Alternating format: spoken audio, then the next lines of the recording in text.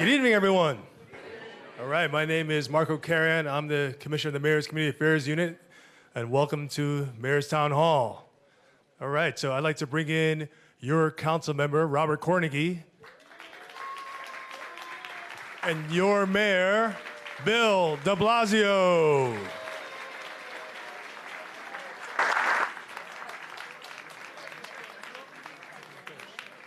So before we start, I'd like to invite up the Shepherd Sisters to lead us in the Pledge of Allegiance and the National Anthem. So, you guys want to come up? All right, who's in the pledge? Who's in the pledge? The pledge? So we're doing this flag. Oh, we have a flag there? Okay. I pledge allegiance to the flag of the United States of America and to the republic for which it stands, one nation, under God, indivisible, with liberty and justice for all. Oh, say, can you see by the dawn's early light what so proudly we held at the twilight's last gleaming, whose broad stripes and bright stars through the perilous fight o'er the rampart we watched were so gallantly streaming. And the rocket's regular,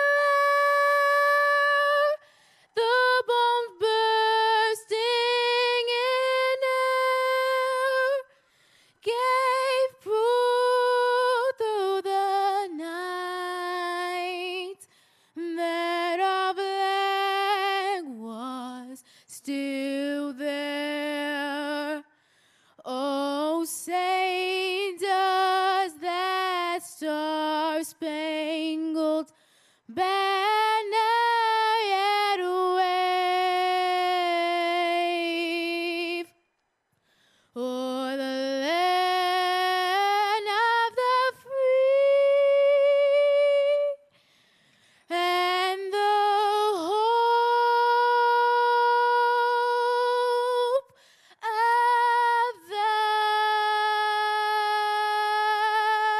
the brave.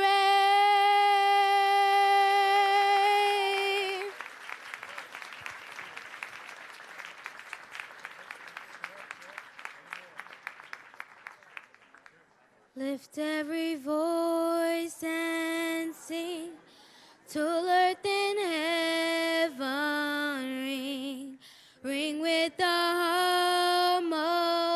harmonies of liberty. Let our rejoicing rise high as the listening skies. Let every sound loud as the rolling seas sing a song full of the faith that the dark past has taught us. Sing a song full of the faith that the present has brought us. Facing the rising sun of our new day begun, let us march on till victory is won.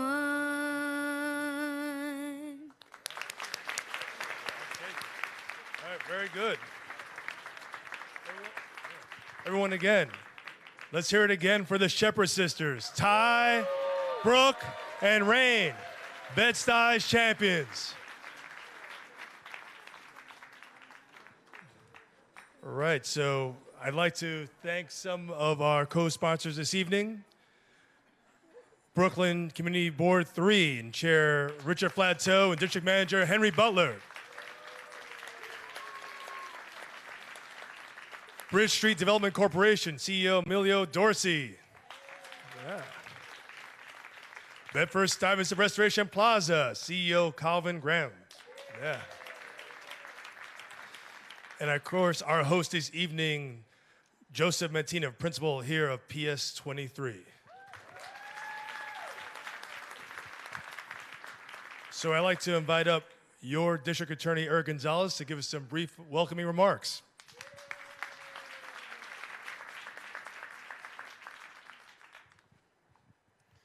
Good evening, everyone. I see a lot of familiar faces here tonight. For those who do not know me yet, I'm your Brooklyn District Attorney.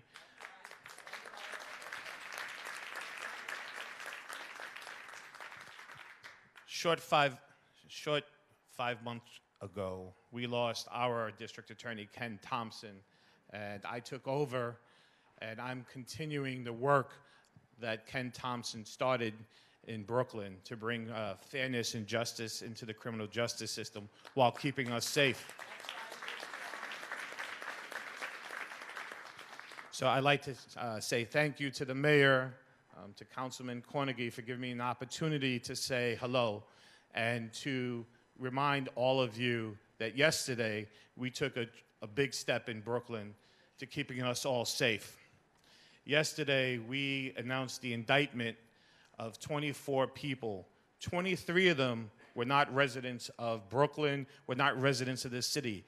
They were members of people, they lived down south. 22 of them lived in Virginia. One man lived in Washington, D.C. And they were bringing guns, a lot of guns, into Brooklyn. And in cooperation with the police department, I'd like to also thank all the members of law enforcement here tonight. We took those guns off the street. There were over 217 guns that were taken off the streets of Brooklyn yesterday.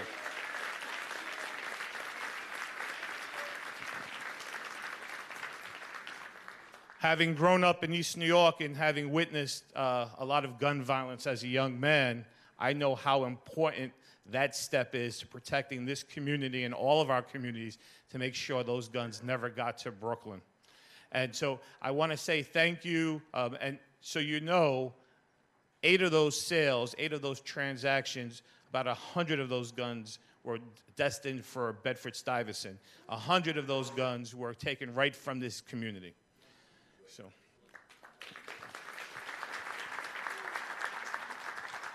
So working in coordination with the police department, I know that that's one way that we keep each other safe, but we're also doing a lot more in Brooklyn.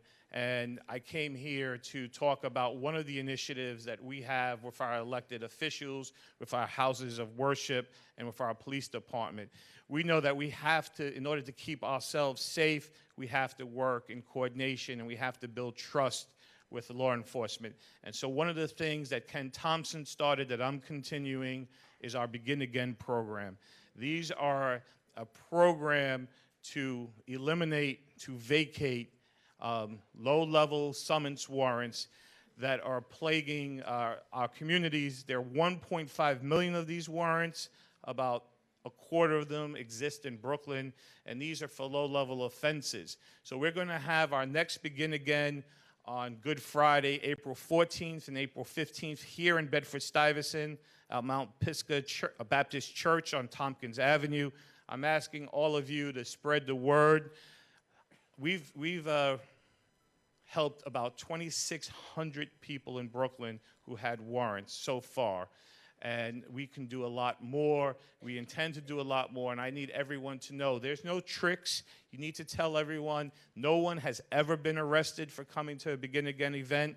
There's legal aid attorneys present who help, and we vacate these warrants and we resolve the underlying offenses. So please spread the word. It's a way of building trust with the community. We do it in cooperation with our police department partners, and we do it together with our clergy. So please spread the word. Come, We're going to help people, and we're going to give people a chance to begin again. These summonses hold people back. These summonses prevent us from working together with law enforcement, because if someone has a summons for their arrest for riding their bike on the sidewalk or being in a park or an open container, they won't come in as witnesses. They won't cooperate with law enforcement, and it keeps us less safe. So please spread the word. I thank the mayor and I thank the councilman for giving me the opportunity to spread this word. This is a way that we help our community. So thank you.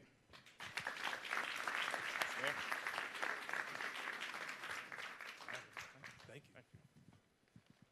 Once again, your DA, Eric Gonzalez. Thank you so much.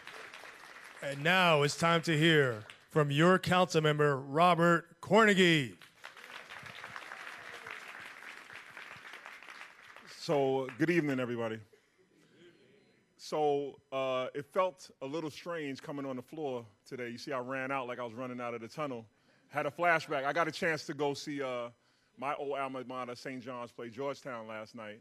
And despite of what happened today, there was a celebratory moment, and I just had a flashback. So thank you for enjoying that flashback for me of running out of the tunnel like I was at the Garden again. I felt, when I came out, I felt so moved because I see family, friends, neighbors, and I felt the need to go off script. But my staff made sure that I had my remarks here just in case I felt that need, and so I'm going to stick to my remarks that are written for me. Good evening, everyone, and welcome to the 36th District, which represents the vibrant communities of Bedford-Stuyvesant and parts of Crown Heights. I am your council member, Robert Cornegy, and this evening I have the distinct pleasure of serving as your moderator for this illustrious gathering, our mayor's first town hall meeting in Bedford-Stuyvesant. That's the part. We don't have applause lights, so you're going to have to follow me on this. Oh, wait, I'm supposed to say, let's give him a big warm Bed-Stuy welcome. All right. Give me one more chance. Let me get this right. Mayor de Blasio, I want to thank you so much for coming, for showing an interest in our community, and always being there when we need and lending an ear to the needs of our community. You're no stranger to Brooklyn. In fact, we love the fact that you call Brooklyn home. We truly appreciate you giving the people of Central Brooklyn your time and undivided attention, not just tonight. As one of the great city's local elected officials, I share with Mayor de Blasio the importance of hearing your concerns and needs to ensure a great quality of life for all. Tonight, we give the people we represent the floor. This town hall is a positive step towards moving forward the agenda of residents and business owners. I've received so much communication in the last few weeks about this event, so I know there's a lot to discuss. And you know Bed-Stuy is not just about talk, studying, or examining. We're a community that values action. Am I correct? Yes. So that is why I've been partnering with the mayor on so many positive transformations taking place in the 36. Crime is down according to reports from the 7-7, 7-9, 8-1, and I understand 8-3 is in the building. Y'all here? Y'all can make some noise, 8-3. And Albany Houses has been free of any violence for over 400 days, thanks to the hard work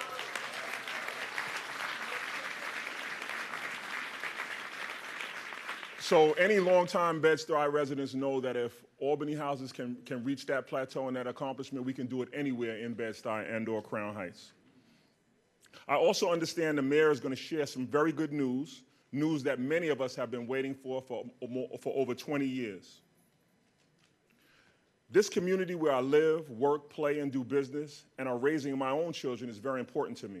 Your concerns are my concerns. For example, our Gifted and Talented program, which I began advocating for over 2 years ago, with the help from many of you here tonight, is now a citywide initiative. Congratulations to Mediba Prep. This fall, our community will have our first Gifted and Talented program for middle school students. These are our future doctors, lawyers, scientists, and perhaps, no disrespect, our future mayor. I want to thank PS23 and its principal, who sits right here in the front row, for allowing us to use this beautiful space for this event. And a big thanks to our co-sponsors, Community Board 3, the Bed-Stuy Restoration Corporation, and Bridge Street Development Corporation for their resources. I also would like to thank my staff, along with the mayor's staff, for pulling together this great event, and also, believe it or not, I'm going to say welcome to the media. Well, we reserve that right for later. Yeah. Quickly, I want to acknowledge my fellow electeds who are here and past electeds. If you are elected in the city of New York, please stand so I can acknowledge you. Oh, my borough president is in the building. And my mentor and First Lady, not only for Bed-Stuy and Crown Heights, who has been a matriarch in all branches of government for those of us who aspire to leadership, the Honorable Annette M. Robinson. Again, I want to thank each and every one of you who came out tonight. Let's make this a productive and engaging evening. And before I close, I think it would only be right if I got some remarks from my borough president at this time. Borough President Eric Adams. Appreciate you. Appreciate Robert. Appreciate what he's doing from the onset. Particularly, one of the issues that's going to come up tonight, the housing issue. I don't agree with the plan as it's laid out for several reasons. And the mayor's a friend and ally, but those who know me know I'm candid in my analysis. But also on Saturday, I got a call after the meeting that took place, and the woman shared with me that about 7 times she was almost thrown out of her home through the years. Her children used to be laughed at because the marshal would be there to displace them. And one child in particular used to keep a bag by his bed because he thought any day the marshal was going to come and take his clothing away. And when she hung up, I said, my mother know how to get you. And I remember those years of having that bed by my bag. And any day, we could have been homeless, and people used to laugh at us and talk about, you never had any new clothes, you were a hand-me-down family. Let me tell you something. I don't agree with the mayor's plan, all of it, but it is a plan. And a rock is not a plan. Some people perpetually throw rocks without any real plans. Let me tell you, these folks who are homeless are not from Oklahoma or Mars. These are our neighbors that fell on hard times. They're the Eric Adams of today. And we need to figure out what we're going to do with them and help them. And they hearing these comments, not here. We don't want you here. Who are you? We need to come up with a plan that on our way to church on Sunday, we need to stop and say, listen, come and join us. Those of us who are accountants need to sit down and give them ways of how do you improve your financial literacy. Those of you who are teachers, come and take some of these young children and tutor them inside these homeless shelters. There are schools in Brooklyn where overwhelming number of the students are homeless, moving from place to place. That's the plan.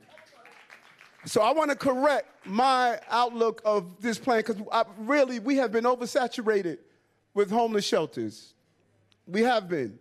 And I'm clear on that, and I fought that fight as a state senator, and I will continue to fight that fight. But I'm asking some of you to join me at Borough Hall, and let's come up with our own community plan of how we deal with the homeless that we do have. How do we improve their life? How do we put them on a roadmap of finally having a home and the respect and dignity that comes with it?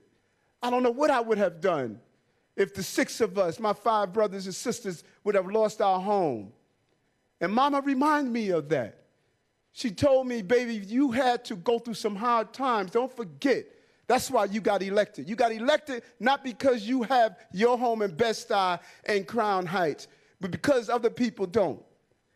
And now they've been pushed out and forced out by overzealous and greedy landlords, elders and seniors who don't have a place to stay after they made this borough what it is, and now they can't afford to stay here. It is a concerted fight and a concerted effort by locking up landlords who destroy property and destroy dreams and destroy homes. We need to go after them. The district attorneys of our city need to do that. We need to build more affordable housing that's really affordable for everyday people. These are the fights. And so I'm the first to tell you, when I read the plan, I was angry. And I tensed up. And I said, listen, we have to do something to make sure that this community is treated fairly. You don't have a better representative than this representative in City Council, Robbie Corney. Bed-Stuy through and through. Solid brother with him and his family.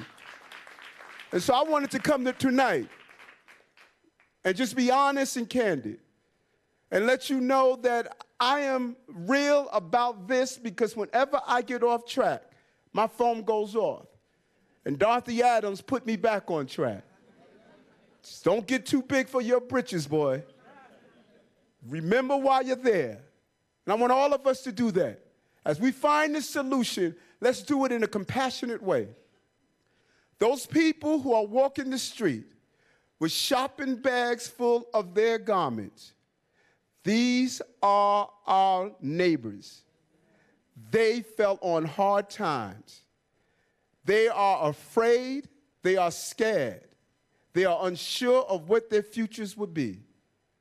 These are real people. These are not some people who we don't know. This is where any of us can be in any day, and I know that. Thank you, brother. Thank you. Thank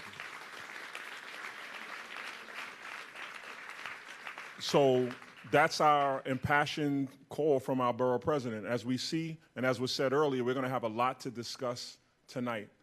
We're going to talk about that, and I'm glad that the mayor's here and ready to discuss that. But there are several other issues that we have in our community that we're going to cover tonight. So I want you to have an open mind. I want to do a little bit of housekeeping. I'm going to ask, when we do get to the question and answer portion of the evening, that we reserve ourselves to have one question. So you should be formulating a very clear, succinct question, because it ain't like you're going to be talking to me when y'all get me in my office and y'all have me there for 20 and 30 minutes. We don't have the mayor here all night. So I'm going to ask you to have a very clear, concise question that you'd like to ask. And I'll ask you that you listen to the person that asked the question before you and you don't ask the same question. Because sometimes we be so engrossed in our own thought that we will miss the fact that the person already asked that question. So we don't want any redundancy tonight. And then lastly, I ask that we ask our questions with the true spirit of Bedford-Stuyvesant, which is passion and empathy and compassion, but not being fearful and not being worried about the answer to your question. My mayor has said to me behind closed doors that he is willing to tackle all of the issues that this community has, and he's brought a very big team of folks that will answer these questions. Tonight is the night that we get to see how our community moves forward. So with that being said, I'd like to take this opportunity as the council member of the 36th Council District to introduce to you Mayor Bill de Blasio.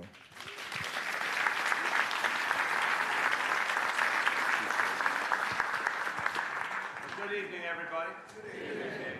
Hold on. Does that sound better? Okay.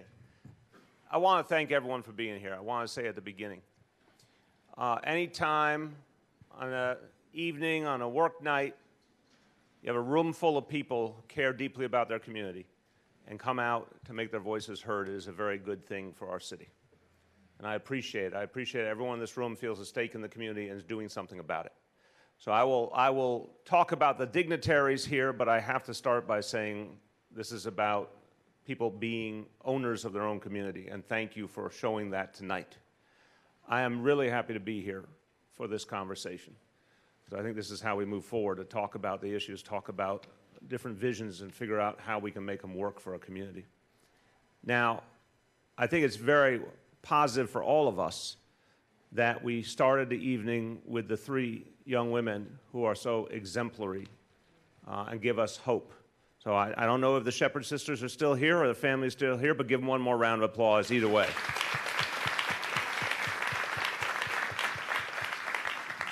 I want to thank the DA, Eric Gonzalez, for all he shared with us.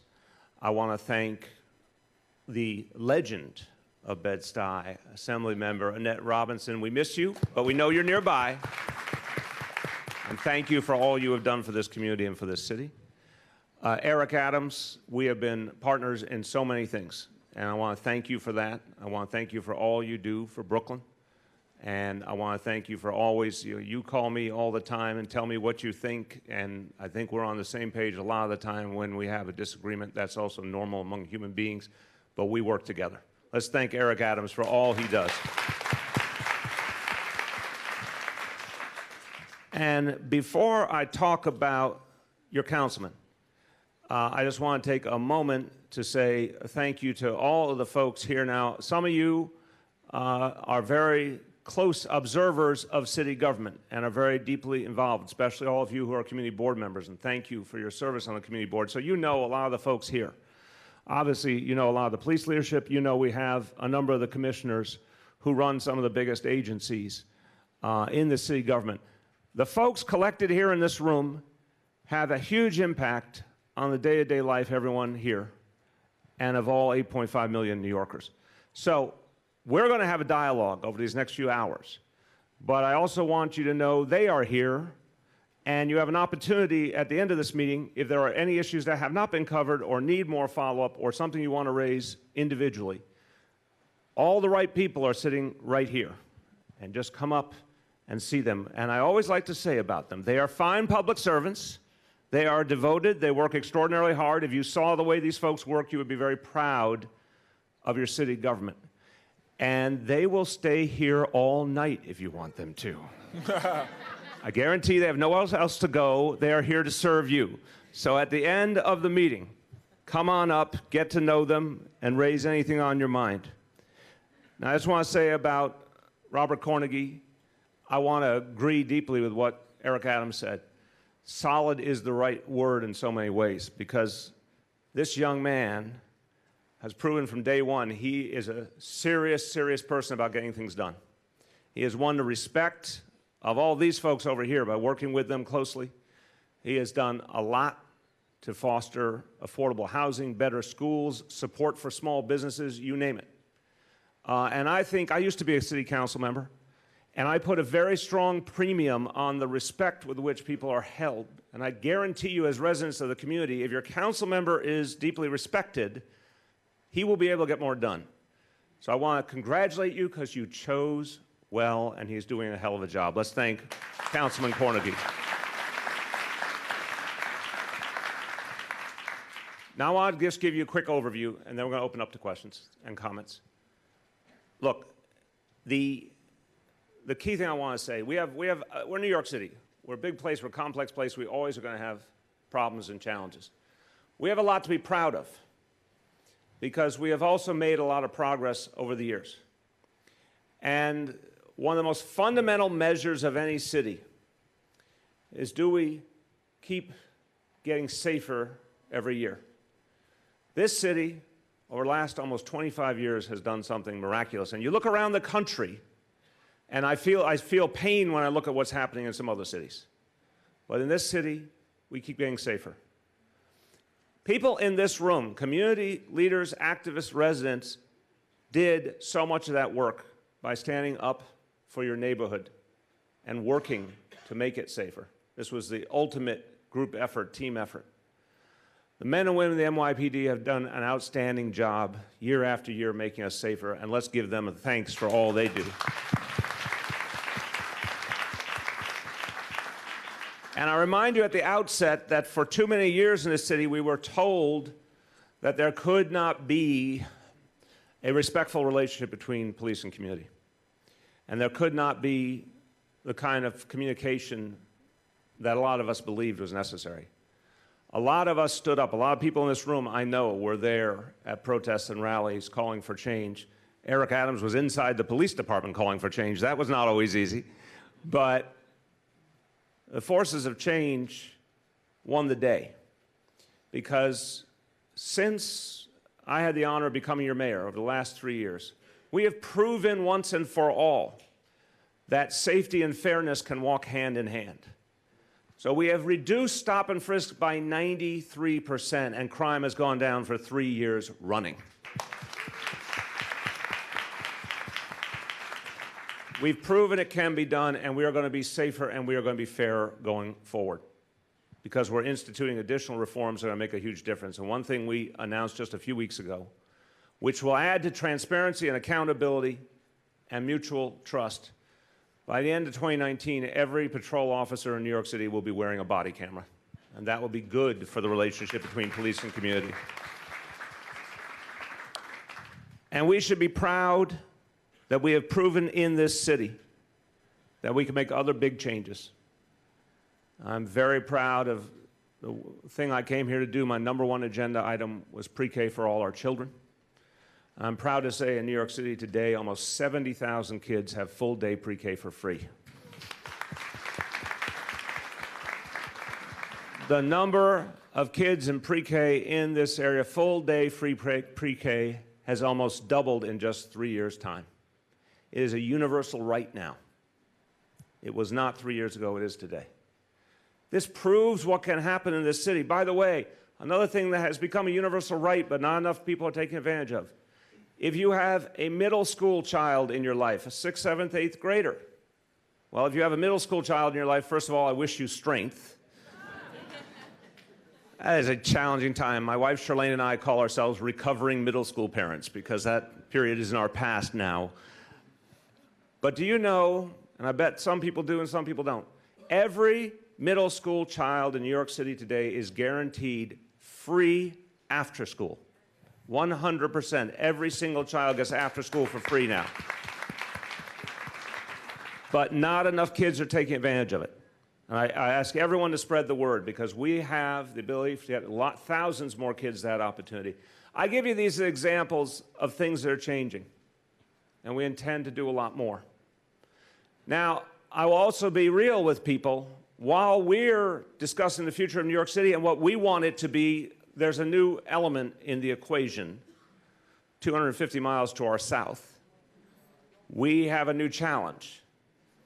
And I think the right way to look at this new president and the way he is coalescing, let us say, with a Congress that does not share our views is time of real challenge. We have really profound challenges, not only this city, this whole country. The Affordable Care Act alone. 1.6 million New Yorkers have health insurance because of what President Obama achieved for all of us. 1.6 million people. That is under threat. Our public hospital system, which depends on resources from the Affordable Care Act, is endangered because of that. I could go on and on about all the potential budget cuts, and I look at Michael Kelly, the general manager of the Housing Authority, who's already experiencing budget cuts from the Trump administration. I'm very sober and clear about the challenge we face. At the same time, I am by no means hopeless because I see a lot of counter-pressure developing, particularly to protect the Affordable Care Act all over this country. I bet a lot of people here have seen the footage of the town hall meetings, which are strikingly reminiscent of the same town hall meetings 8 years earlier when people were attacking the Affordable Care Act. Now they're suddenly defending the Affordable Care Act. I won't be political in a non-political setting, but I will say a number of people who voted a certain way on November 8th are now saying, wait a minute, I didn't tell you to take away my health insurance. And that is going to cause some pushback. And I'm going to be working with our representatives in Washington and with mayors all over the country to fight back to protect the Affordable Care Act, to stop the budget cuts to the Housing Authority and affordable housing. And I think there's going to be a lot of energy to contain the damage and to get us through to a better day. But everyone has to be a part of that. Everyone in this room has a chance to be a part of that and has a chance to alert everyone you know in states all over the country to join in these efforts to protect our values and protect our progress, our achievements. That being said, I just want to say a few more things about what's happening here on the home front. I mentioned how much safer this city has been getting. We have a lot of work to do, but it is striking. That fact about Albany houses is something beautiful, and I commend everyone who is involved in Albany houses, all the officers who have helped to achieve that goal. 400 days with no shootings, that is something extraordinary. Say again? SOS. SOS too, absolutely. SOS.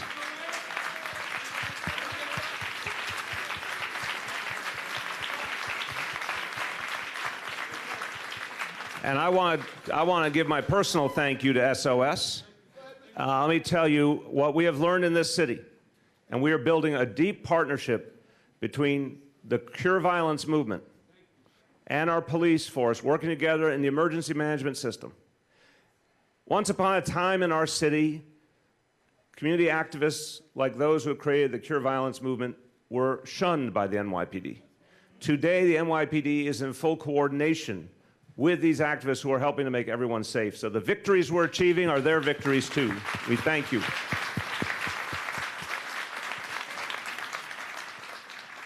We are also making sure that we are getting additional officers into the community as part of our neighborhood policing vision, which emphasizes the building of relationship between police and community and actual human relationships. Officers giving their cell phone and their email to community residents for constant communication. That is something new and different and better.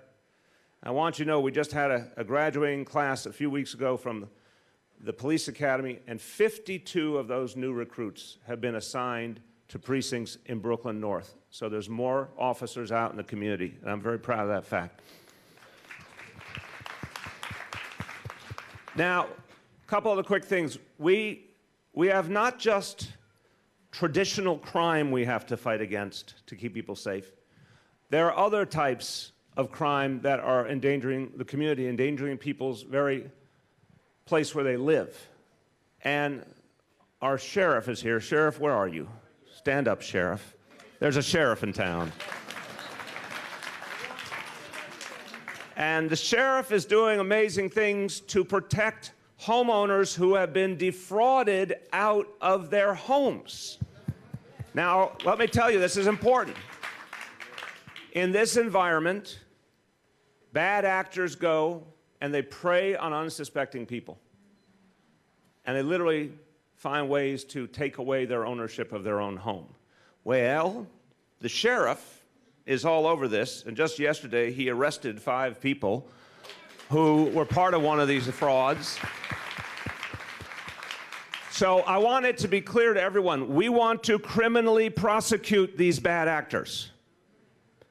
They are a danger to people's livelihoods and their homes and their families. We need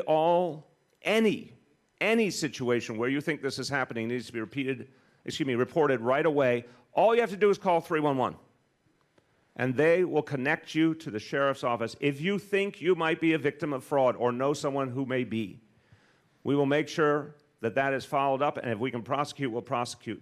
And we can help people get legal assistance and get their rights recognized. So that's very important. We're going to be doing a lot in the community to get that message out, but I ask, since it's a room of active leaders in the community, I ask you to help us get that message out. Now, I want to talk about, very quickly, housing, and the councilman mentioned an announcement, and I'm proud to make this announcement. I know for many years, people in the community of the Marcy houses have been trying to get a community center to help make that a better place to live, a safer place to live, a place where everyone can be engaged, particularly our youth could have more opportunities for positive experiences. I know the councilman has relentlessly fought for this. I know he has taken a lot of the resources that he was able to acquire through the city council and applied it to it, but it still was not enough. There was $1 million missing. I'm here to announce there is no longer $1 million missing, and we will fully fund the community center at the Marcy houses. And thank you, Borough President, for your contribution as well.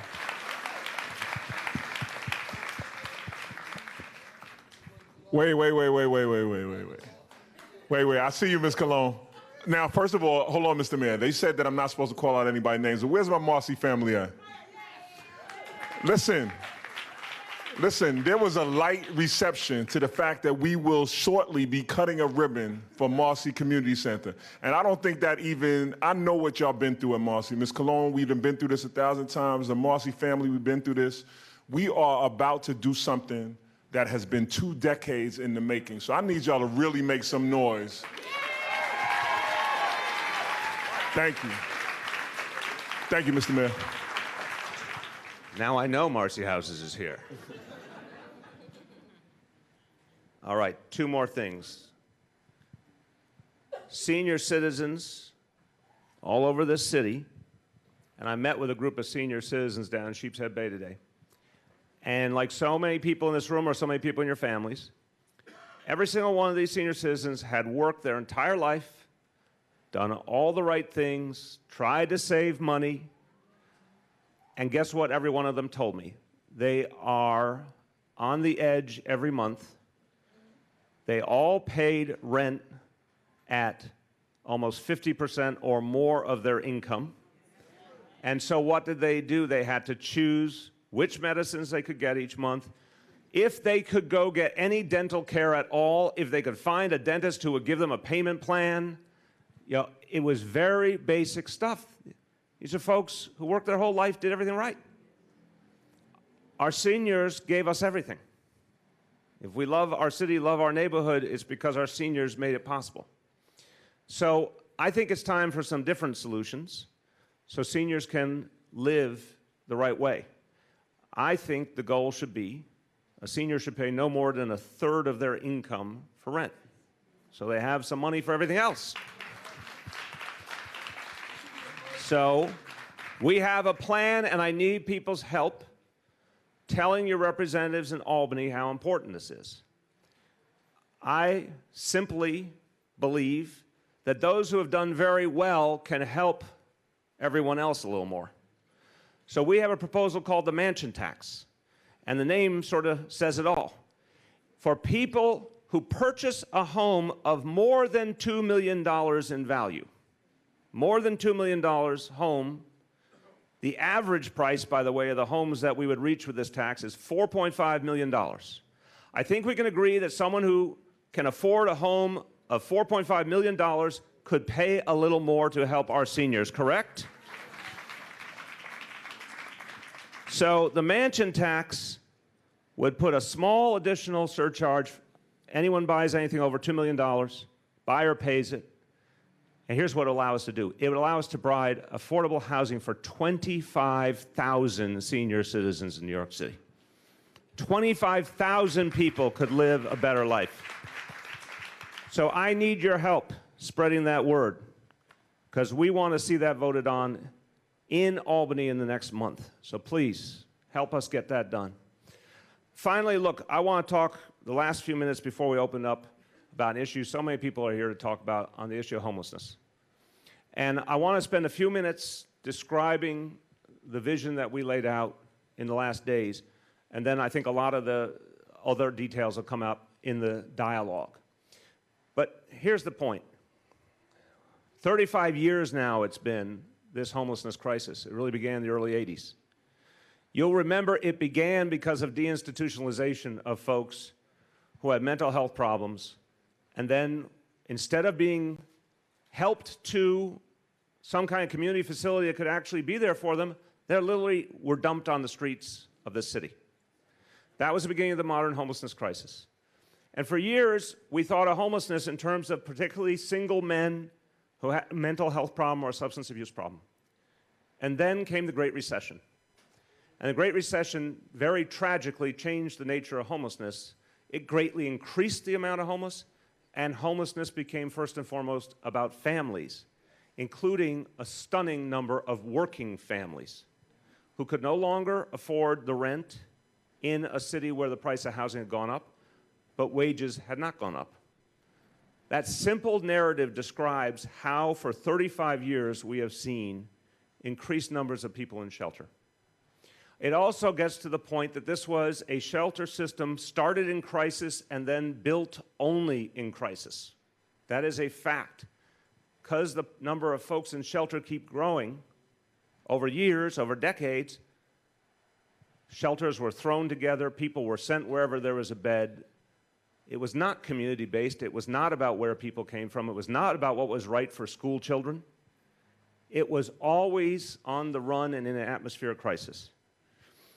And at the same time, that led to the use of these cluster apartments, which are apartments in apartment buildings that are not good quality, that have had lots of issues in terms of health and safety in too many cases.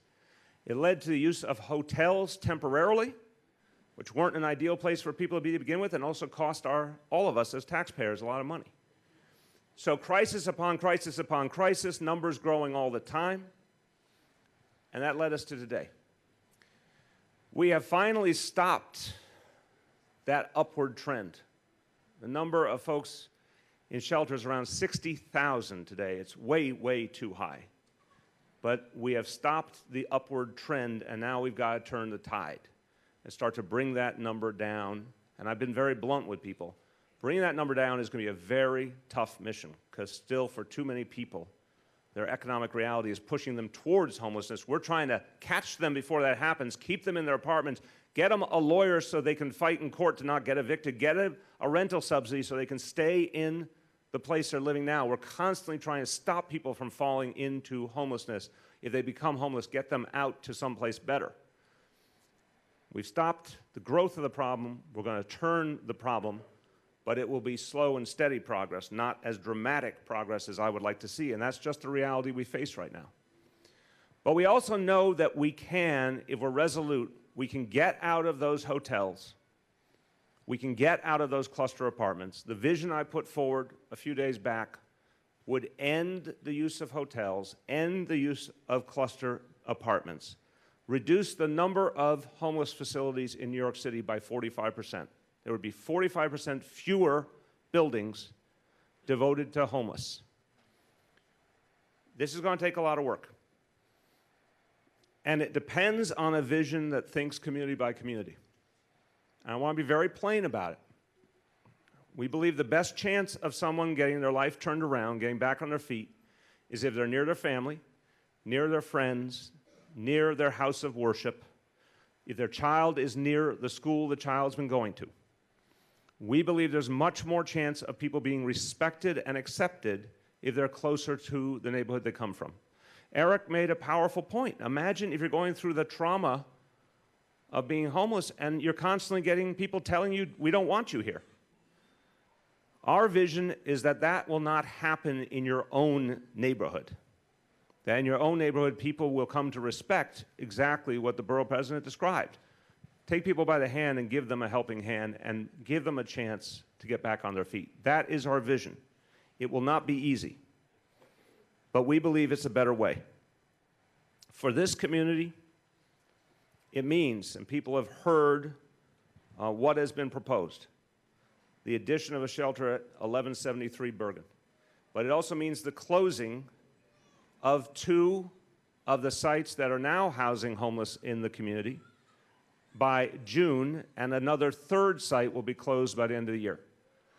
Those closures are the right thing for the community. We believe that opening the site at 1173 is right as well. I will tell you, and this is an updated piece of information, the 1173 Bergen site will be for individuals who are homeless of 62 years of age or older. So that's a piece of information I want you to know. But the bottom line is, we have a lot more to do to make this vision come to life. We need to work in a different and better way with communities.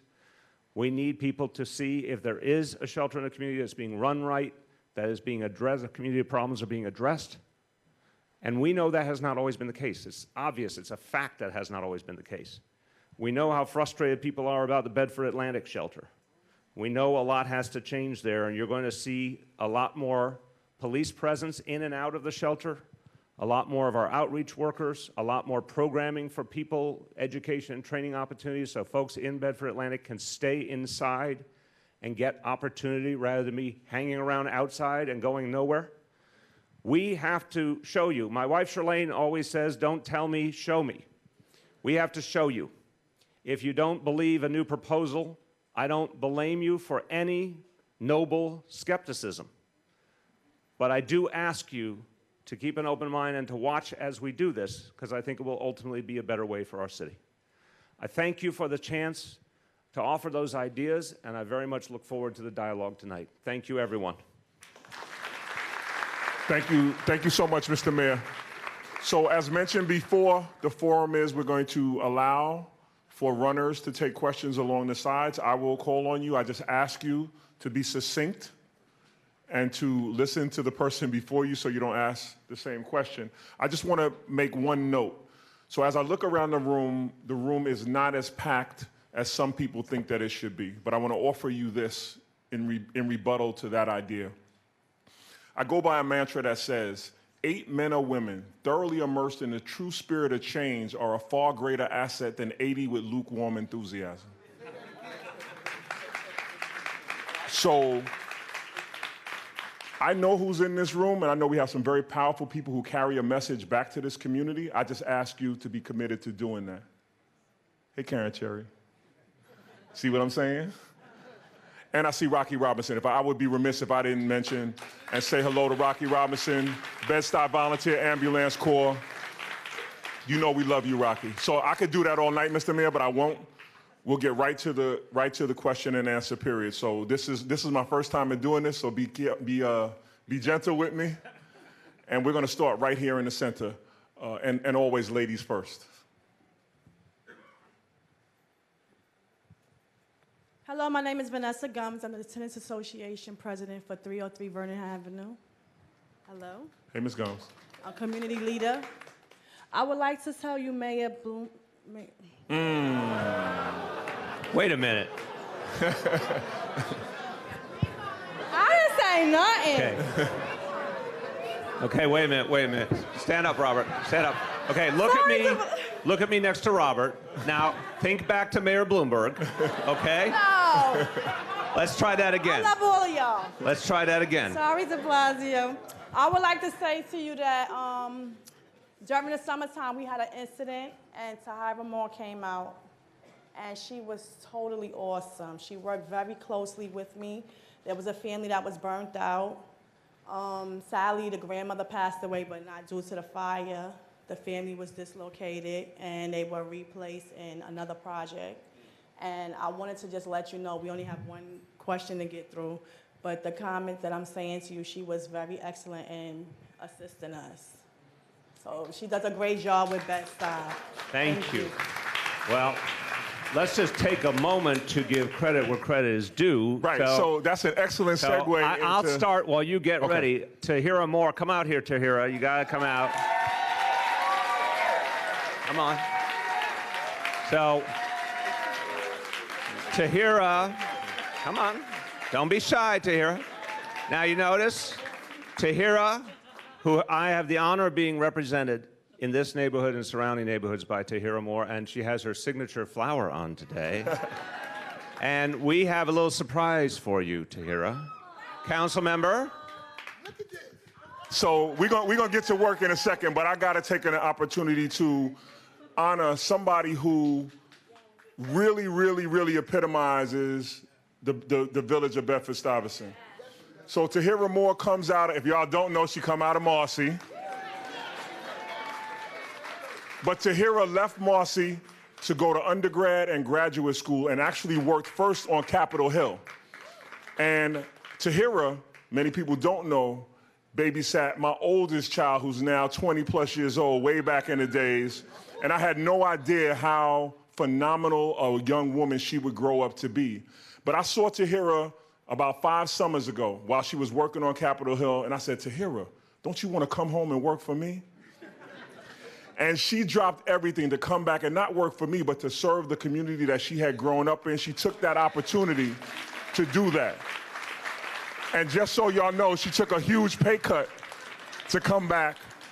And then her work was so outstanding that the mayor's office reached into my office and grabbed her, which is a conversation we'll have another time, Mr. Mayor. And now she serves this entire borough. So she went from serving this community and this district to serving this entire borough as the director of the mayor's Office of Community Affairs. And I just want to give this proclamation to you from City Council, because we all love the work that you do. And what I've learned, Mr. Mayor, is not to read the entire proclamation. Just the last part, I got it. So well deserved. From the great academic foundation of Liberty University, Ms. Moore launched her career as an intern for the New York City Council member and now public advocate Letitia James. She was also a Washington Fellow and served as a staff assistant intern for Congressman Bob Goodlate. From there, she moved to Capitol Hill in the capacity of constituent visitor assistant for U.S. Senator Richard Burr. And after serving as a Kings County committeewoman in the 56th Assembly District and was elected interim secretary for the 56th Assembly District County Committee, She returned to New York City Council and honed her expertise as both legislative aide and director of constituent services in my own office. In that position, she consistently demonstrated a profound dedication to the needs of her beloved community of Bedford-Stuyvesant and Northern Crown Heights. And whereas Ms. Moore's current position as Brooklyn Borough Director for Mayor de Blasio, she is the go-to liaison between the mayor's office and her fellow Brooklynites, seeking to address our most concerns and issues. She's truly distinguished herself in this and many other endeavors and has earned the esteem of all New Yorkers. Now, therefore, be it known that Robert E. Carnegie Jr., council member of the 36th District, proudly honors Tahira Moore for her stellar service to the city of New York and to the community at large.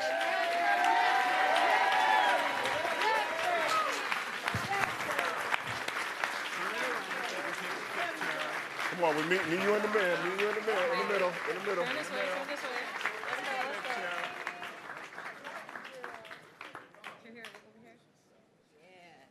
Oh, wait till everybody else sit down so they can get a picture. Got it. The paparazzi are everywhere. All right. And then wait, you got to turn around and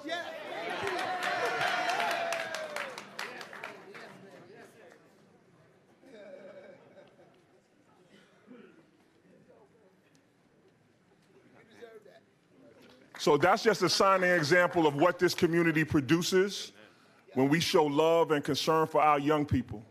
Thank you. She said she don't want to say nothing, so okay. All right, I think that that's a befitting way for us to begin this dialogue. And so we're going to move right here. Sir? Hello, thank you very much. My name is Rick Brunner.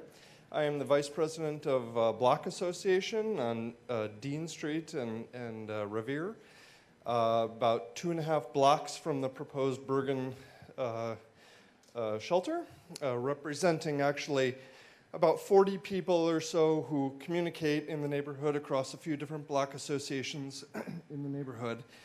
And I'd point out for one point that the Bergen shelter is within just a couple of blocks of the Bedford Atlantic Armory. And I understand that there's a new homeless shelter that's also opening on the north side of Atlantic by Nostrand, all three of which are in different zip codes, so we can try to triangulate the concentration of homeless beds by zip code. It doesn't represent the fact that those are all three within about 4 blocks radius of one another. And I'm very glad, Mr. Mayor, that you addressed, the situation of the Bedford Armory, of the residents coming outside during the course of the day.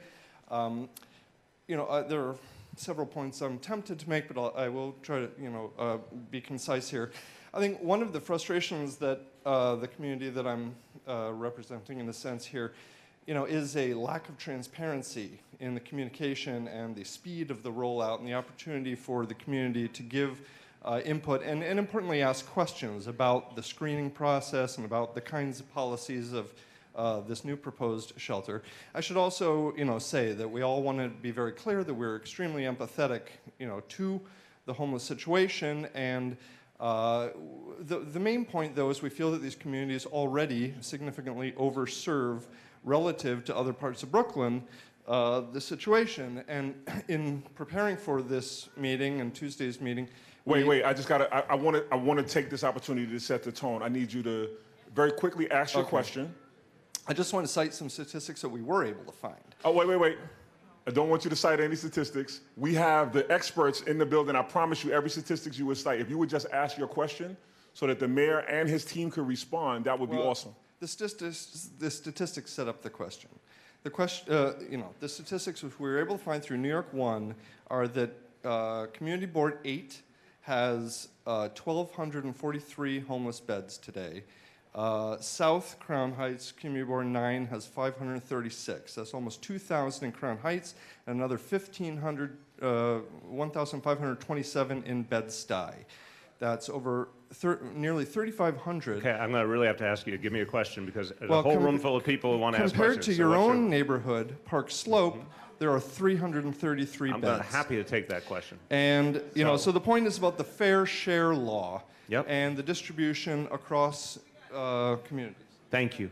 Thank you. So I will start, and Commissioner Banks might want to join in at any point.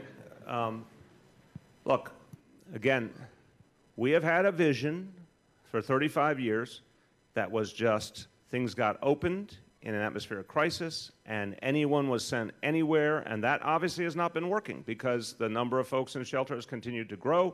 Communities have been very upset. It's a dysfunctional model. We have to change the model. We have a simple measure. The folks who come out of, we start with each borough, and that's the first measure we look at. We would like people to be in their own borough. I think it's the most, I'm happy to argue with anyone, but I think it's common sense. If you come from Brooklyn, why are we putting you in shelter in Queens or the Bronx? If you come from Staten Island, how are you in shelter someplace other than Staten Island? It does not make sense. It is particularly bad for children. And there have been rightful outcries around the city about children having to go a whole borough away or 2 boroughs away to school, and we wonder why it is tough on the children. It makes no sense for them to be that far away from their school. We are paying for school bus service now, which didn't used to happen in the past, but why should we even do that? We should have children closer to their homes. So we start by saying, let's get everyone to be able to stay in their own borough if they need shelter. And then we want to get as close to neighborhood as possible because that is what is best for human beings who we are trying to get back on their feet. So the numbers we go by are where do people come from who are in shelter? It's as simple as that.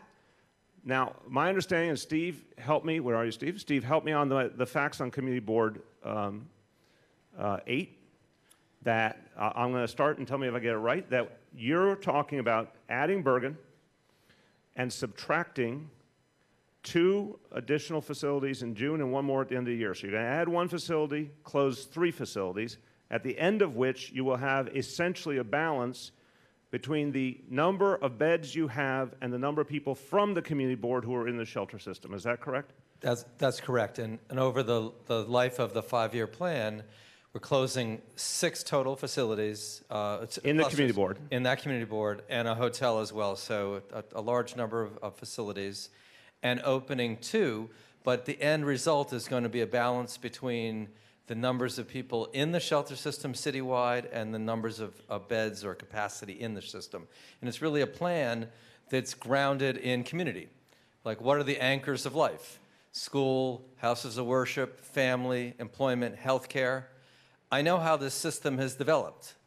I was there at the creation. It's developed in a haphazard way that's not focused on the human beings, the children and adults that are involved. And so the vision that the mayor articulated about a week ago was a vision that says, if we're going to help people get back on their feet, let's connect them back to those anchors of life. And as we look at siting shelters, let's have a guiding principle, community. How do you get people reconnected to those anchors of life? And let's have across the city, literally across the city, a balance between people coming into the shelter system and where they can be sheltered. And that's what we're looking for in terms of an equitable siting across the city. And so have the beds match the capacity. To the other part of the question, so the community board I'm from in Brooklyn, we will take whatever that number is of people in the shelter system community board. We will, if we have to build additional facilities, we're going to build additional facilities in my neighborhood, and we have homeless facilities in my neighborhood. We'll build more if we need to. But the examples I give to illustrate how this plays out, there's 1 facility in Staten Island for 46 families right now. That means we're short about enough capacity for something like 1,100 people. 1,200? 1,200 more people. We're going to have to, in Staten Island, locate facilities for 1,200 more people. There was a big controversy over Maspeth, Queens. That's a community board that has 250 people in the shelter system now. We're going to put enough capacity in that community board for 250 people. The only reason that previous shelter didn't go through was that the person who owned the building pulled out of the deal. We will go find another location. Now, to the question, one other piece, we have now said as part of the plan, we're going to give at least 30 days notice to any opening. We're going to meet with community members. We're going to try and figure out what will make it work as best as possible. If a council member or anyone else has a better location in the community, we're going to look at that location. If we think it can work better, we're happy to find another alternative. But we believe that it should be borough by borough, community by community, that is the way forward.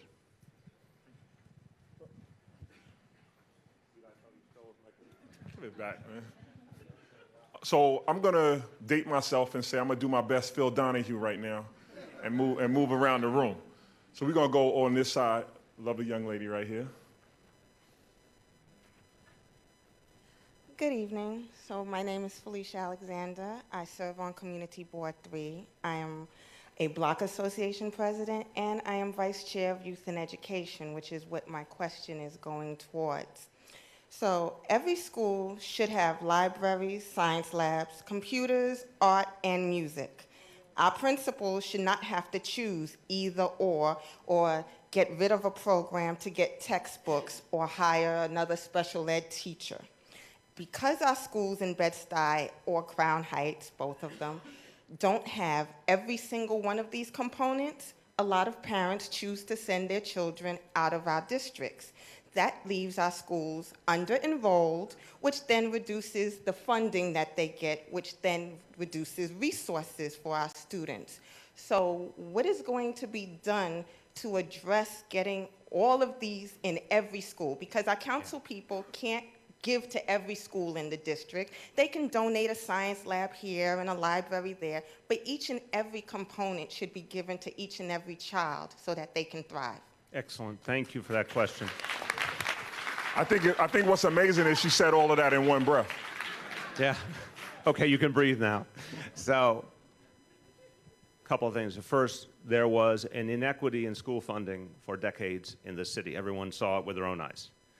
We have substantially, in just the last 3 years, closed that gap, and we are on a pace over the next 4 years to have every school, literally every school in New York City, at 100% of the fair school funding formula, so that there will be a baseline. Every school will reach the same standard. The fact is that is going to change the resource reality of schools fundamentally, and we're steadily adding the resources year by year. The other fact is that we have tried to bring a number of features into schools they didn't have before. Pre-K is obvious. A bunch of schools didn't have any pre-K, now have pre-K classrooms. The after-school programs I've mentioned for middle school, but also in terms of arts education and cultural education. That's a mandate that's been out there for a long time but was ignored. We have added substantially tens of millions of dollars each year to add more arts education into the school system, and we're going to keep doing that. So the answer, I think, is not, it's not a perfect answer. I'm not going to say we snap our fingers and we get to where you want to be immediately, but we are steadily increasing the investment so that schools can get stronger and break that cycle. I think you're exactly right about the cycle. Disinvestment causes people to look elsewhere. If you reinvest, people will go to the local schools because they like, who wouldn't want to have a great school in a neighborhood they send their kids to. We also, as part of our equity and excellence vision, this is the overall framework for the whole school system, equity and excellence. It is predicated upon changing the basic assumptions of the school system. The school system was built bluntly, coldly, I'm going to say it. Everyone would say, oh, there's a good school, there's a bad school. That's how the school system was built. Equity and excellence says we're going to keep investing at each level till we get to the point that parents can feel confidence in any school. And it also means creating a culture where everyone knows they have a chance to go for college if that's right for them. Because again, that was not the history in this city. One of the clear indicators of that, advanced placement courses, the college level courses, were in some high schools and not in hundreds of others. Under our plan in the next few years, every single high school in New York City in every neighborhood will have advanced placement courses. And that's to show we're going to make them all better. So that's a beginning of how we turn things around for your district. So we're going to move here, yes. My name is Brandy Barber, and I work with youth in Bed-Stuy and throughout North Brooklyn that face challenges at school, sometimes at home, and in their communities. With the new administration in the White House, I'm worried that we're going to revert back to policing that is going to negatively impact these young people. What is the NYPD doing to build a bridge to these kids? Ooh, the chief is here. Yes. Chief, you can join me. Let's give Chief a hand. Chief Mabry. So I will start. Yes, sir. And then you take over. I'm going to give a quick overview, and then you can talk about what's happening in your command. I'm very proud of this fact, and I want to thank Commissioner O'Neill, because when the president took office, This president was saying he wanted he wanted cities all over the country to adopt stop and frisk. Remember the presidential debate where he's bragging every city should have stop and frisk? And he wanted to turn local police forces into immigration enforcement operations. And I made very clear from the beginning, we are not going to do any of those things. And Commissioner O'Neill got up very strongly, sent a directive out to all NYPD officers that we are going to continue decades of a good tradition, which is we do not ask anyone their documentation status. We do not provide information about people to the immigration authorities. We need to have a bond between police and community, including our young people, regardless of where they come from. And in fact, we have proven that by developing that kind of respect and communication, by reducing stop and frisk, which had a horrible impact in terms of the way it treated our young men of color, we have created more trust, more dialogue, and more safety at the same time. So nothing in Washington, D.C. is going to change any of that. We are resolute. We make our own decisions here. So my message to young people in Bed-Stuy and all over the city is that you are respected. We make decisions here in this city based on our own values. We value our young people, and we're not going to change. Chief. Yes, sir. Good evening, everyone. I'm Assistant Chief Jeff Madry. I'm the Commanding Officer at Patrol Borough Brooklyn North. That's 10 commands, pretty much everything north of Eastern Parkway, right down to Greenpoint. To answer your question, our model of policing has changed. It's changed in the last 2 years. We're going back to neighborhood-based policing. Over here, if you look right over here, we have a bunch of our neighborhood coordination officers, and their job is to, yes, please, give them a round of applause. And their job is to really come out into the communities and get to know the people in the community, and especially our young folks. That is definitely a primary focus, that we want to get out there and work with our young folks, okay? Here in Brooklyn North, we've been doing a lot of things. Yeah, say that again. Say it again, Miss Cherry. And I'm just gonna rattle a few things off the top of my head real quick. And I see Miss Cologne. Miss Cologne, how long we've been playing ball in the Marcy houses, where we bring out, we have the whole Marcy houses out there in the playground on Flushing Avenue. And it's really about engagement, just getting out to know the people in the community and working with the people in the community. Not only do we do that, we work with an organization, New York City Together, and I believe it's in 4 of my precincts right now in Brooklyn North, where we're working with kids who were in trouble in school, and it's an alternative to suspension. So instead of them being suspended for something that happened to schools, they come to the programs with us, and they work with us. And I can tell you personally, I've gotten to know so many kids in our community through this program. And when these kids start working with us, we do a lot of great things. In the beginning of February, we went to a school and we read in classes. And this is myself, some of the other commanders here, along with the kids from the program, we read to younger students, special needs students, okay? We also, if you saw us, I hope everyone saw us, what we did in St. Joseph's College for Black History, where we had 2 schools compete against each other, one from Brownsville and one from Bed-Stuy, competed against each other in a Black History Jeopardy. So we challenge these kids to study, to think, to use their minds. So it's not always about the sports.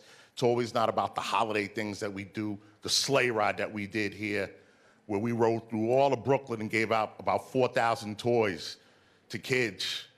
It's just all part of the engagement that we do here in Brooklyn North. And there's so many other things that I could name, but I'm not going to take up too much time. Our goal right now is first and foremost to keep you safe, and of course that's through crime fighting. But second, and right at the same level, is to work with communities, to get to know the people in the community, to work with our children, to work with our seniors, and to make sure that all of our doors, and I assure you that each one of these commanders in these precincts, their doors are open to you. And you can come in and have a dialogue with them. We welcome you to come speak at our roll calls or talk to our officers. We welcome you to come speak to our new officers every time we get them. And that's how we plan on keeping our dialogue open with you, and to make sure we're bridging that gap between police and community. Thank you. Well done, Chief. Thank you. So we're going to go right behind you, Mr. Mayor. Yes, sir. Right here on the front row. Right there. That's you. Henry Butler, District Manager, Community Board 3, Mr. Mayor, Councilman. As you know, District Manager, our job is to deal with constituent complaints all day, every day. And one of the #1 complaints that comes into my office, and the most frustrating one to resolve, is a bunch of illegal construction that's taking place in the district. The process that exists right now is the resident will call 311. They'll call the office, give us a complaint number. I will call my liaison from the Department of Buildings. They'll send the inspector out, ring the bell. No one answers. Inspector goes away. Inspector comes back the next day, rings the bell. No one answers. Inspector inputs in 311, issue resolved. Then the resident has to go through this process again, 311, and we go in this continuous circle. So I need to know on the executive level and possibly on the legislative level, what can be done either through policy or legislation to give more teeth to the Department of Buildings. Excellent. I appreciate it, Henry. The big issue. So here's the bottom line. Department of Buildings for way too many years, I'm not going to denigrate good people who work there. I'm talking about the way it was structured, the way it was resourced. It just wasn't right. And so you ended up with people who went to Department of Buildings trying to get support and service, had a hard time getting it, and people went with complaints, including about health and safety, had a hard time getting follow-up. This has been a historic problem, and so we have endeavored to change it because we realize there just were not enough inspectors. We have added well over 100 new inspectors in the last budget, and they're consistently being hired, which is going to mean that every complaint can be followed up on more quickly. And I'm ready to go farther because you should not have to wait on something like that. Illegal construction is dangerous. It's not only unfair to the community, it's dangerous. And so my commitment, I'm very comfortable making it, is we will keep adjusting that number of inspectors till we get to the point that you can get real-time response to any kind of complaint that involves health or safety. There are some more minor things that might take longer. But if you say illegal construction, if you say an unsafe building site, if you say anything that could have a negative impact on the health and safety of the surrounding community, I want you to get immediate service, same day, next day, and we will keep hiring inspectors until we get to that point. So I don't mean, I just need to know, yeah. Still, how do we resolve that problem of them not getting access to the building? You know, and then it gets closed out. You know, how well, do it we should not be resolve that? closed out if they haven't been able to inspect the situation. Right. So I appreciate you raising that, and what I'd like to do is get you in touch with our buildings commissioner to directly pose this to him, and I'll make sure that I hear the results of this, because I share your view, and I am not a big fan of bureaucracy, so I share your view that showing up and not seeing the problem does not allow you to close out the case. That either you keep coming back or we need to take extraordinary means, if it's a danger, to get into the building. Now, I have some friends who are very good at getting into buildings.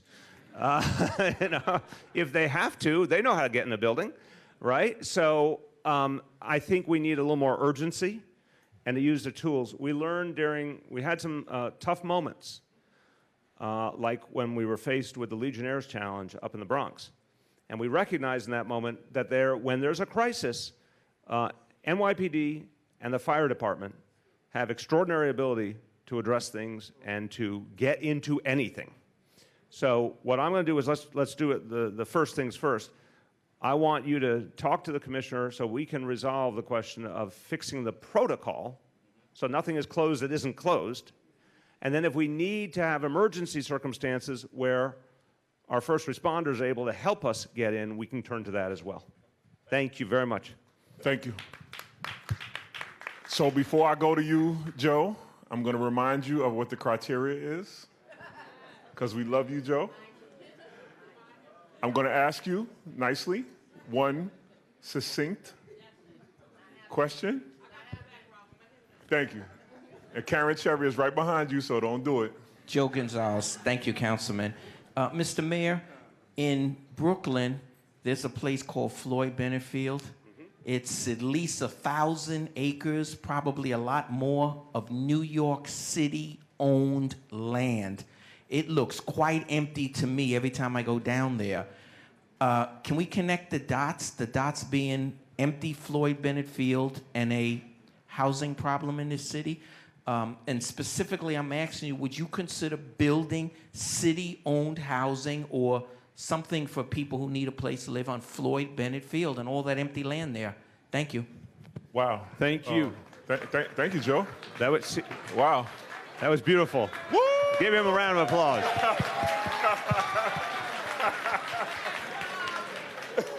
You know, I've known you for a lot of years. I've known you for a lot of years. You're a righteous man, but I've never known you to be a succinct man. So this is a great moment. It's a historical moment, everybody. Thank you, Jesus. So, okay, I like the common sense idea because it is a lot of land, but it gets very complicated very quickly. I will go and get you a very formal answer because I think it's a great question. But I'll tell you why it gets complicated. I think there are some real restrictions because of the interconnection to the National Park Service down there. I don't think it's as free and clear as you might wish. I think we have a challenge whenever someplace is isolated, that if you're going to build housing, you also have to create a whole infrastructure, and you also have to get people connected to the rest of the world, which means you have to build transportation networks. So it is very appealing to hear, but I want to caution all those challenges. The other thing is, and this comes up a lot in the discussion of affordable housing, let me affirm to everyone in the room, and I want to make this plain, because I find town hall meetings are an opportunity to have a deeper dialogue than we ever get to have, you know, in the little snippets on the news and everything. I wish we could build new, high-quality public housing. I want to be very plain. I wish we could return to the notion of taking government-owned land and building a government-owned building and serving people and starting over and doing it right. The economics of today do not allow for it. When the Housing Authority was primarily built, 30s, 40s, 50s, entirely different economic reality, entirely different legal reality, et cetera, et cetera. They didn't have things like environmental rules back then, for better or for worse. So people always say all over the city to me, why can't we just build everything publicly? And the problem is immensely more expensive than it used to be. So then we are faced with a very tough challenge. If we were to do that, we would build relatively little affordable housing. I have a plan right now to preserve enough affordable housing for 120,000 more people and build enough new affordable housing for 80,000 more on top of that. And then the mansion tax I mentioned was 25,000 more seniors on top of that.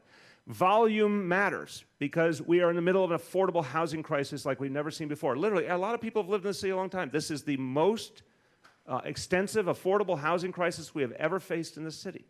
So my answer is the reason we do what we do, we put a requirement on the private sector to build because that is how we can build the most and most quickly and stretch our dollars, as opposed to if we built it all public, we would end up with bluntly many fewer units, and there's just desperate, desperate need. But I do appreciate the point, and I will look into if there's anything around Floyd Bennett Field that offers us opportunity, and I thank you for your thoughtful question.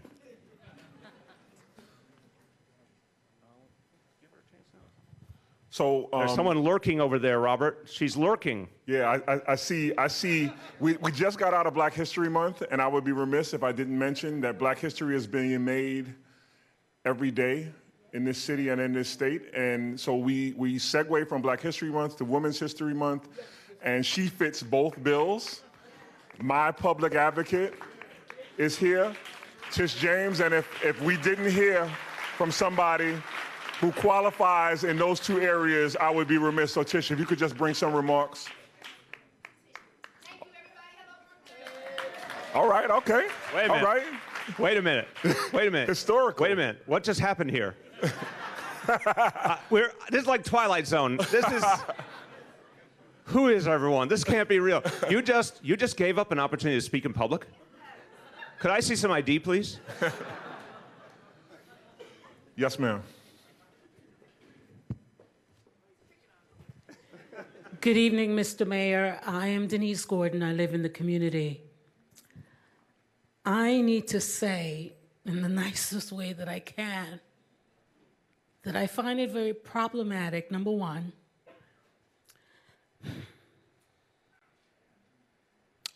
I find it very problematic that individuals will speak about the folks that are homeless in the Atlantic Nostrand arena, and it was as if it's a nonchalant idea. You know what? We don't want them outside in the day. But I can guarantee it's not one individual in that building would be there because they choose to be there. And we need to be wise. I mean, you know, I really think sometimes we have forgetful memory as a people. When we can stand and say, you know, don't let them come out during the day, not realizing where is the job, where's the sense of identification, where's the sense of belonging, number one. Number two, if we're going to say that individuals who are living in the arena, in the armory there, cannot come out very soon, someone will say to us, you know what, you cannot come out from the home in which you live. Let's get wise. So and I want you to ask got the mayor here. Please ask him your question. Mr. Mayor, let me ask you a question. And I'm very, and I just need to be real with you. When you speak, you say this has to be done and this will be done in the next 3 to 4 years. I need to say welcome to Bedford-Stuyvesant, and I want to say what took you so long? What was done? Why not? Why now versus the last 3.5 years? Thank you for the question. So let me speak. I think there's two pieces there. The first piece is when we talk about giving people an opportunity at the shelter facility to get education opportunities, to get job training, that is, in my view, not only respectful and humane, it is the opposite of the past reality. I think people were not valued if they were put in a shelter situation not linked to opportunity. And if they felt they had no choice but to just spend time standing aside, a lot of times they were pushed out of the shelter during the day and told they weren't welcome there. That's a road to nowhere. So I appreciate you're speaking from a very humane and good place about all of the people in a community, including those who have come upon tough luck and hard times. And I remember, and I appreciate what the borough president said, there's a phrase that is powerful when we talk about homelessness, and it is, there but for the grace of God go I. But I think we have missed an opportunity to say, okay, you're a human being with a setback, and what can we do to get you in a better position and to bounce back? If someone does not have a job skill, they can learn that skill right there in the shelter facility or get additional education right there. If they don't have a GED, for example, they can get it right there. That combines the reality of giving people more support and a chance upward with not leaving people in a situation where all they feel they can do is loiter, and that's not good for anyone. And the community is rightfully concerned when they see that. The second part of the question, I was very honest when I gave a speech and I laid this out. And I went to the Federation of Protestant Welfare Associations to speak about this, one of the big charity groups in this city that does important work. And I said it took us the 3 years to break through and figure out what we could do differently because we were struggling, as I said, it's almost like, you know, the china falling off the shelf. We were dealing with crisis to crisis to crisis. And we could not figure out how to, we could figure out how to make it, stop it from getting worse. Because I said there's about 60,000 people in shelter. Our estimates, if we had not put in rental subsidies and anti-eviction legal services and a lot of other things, there would be close to 70,000 people in shelter. So the one thing I feel, we figured out how to stop it from getting worse.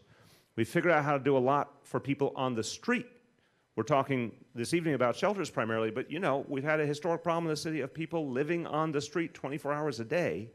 We created the Homestead Initiative to have trained social workers go out and engage constantly, person to person, knowing the person's name, knowing their history, trying to figure out what they need to come in off the street. And in the last year, and this is not front page news, I think it should be, in the last year in New York City, thanks to the Homestead Initiative, 900 people who were street homeless, permanently homeless, have come off the street and are now in shelter and getting support. So that kind of thing did work, but the shelter situation, we kept dealing with crisis after crisis, and then it dawned on us we were doing the whole thing wrong, just like our predecessors had done the whole thing wrong, because there was no reference to community. There was no reference to family. Here's another example. I want people to hear this because I think it's shocking. Imagine someone is homeless and they have family members here in New York City. And family members in some cases are not in a position to help someone who's homeless, even if they love them, or they don't have a relationship, or they don't have a big enough apartment or home, but some people do have some extra space and would help if they had the economic circumstance to do it.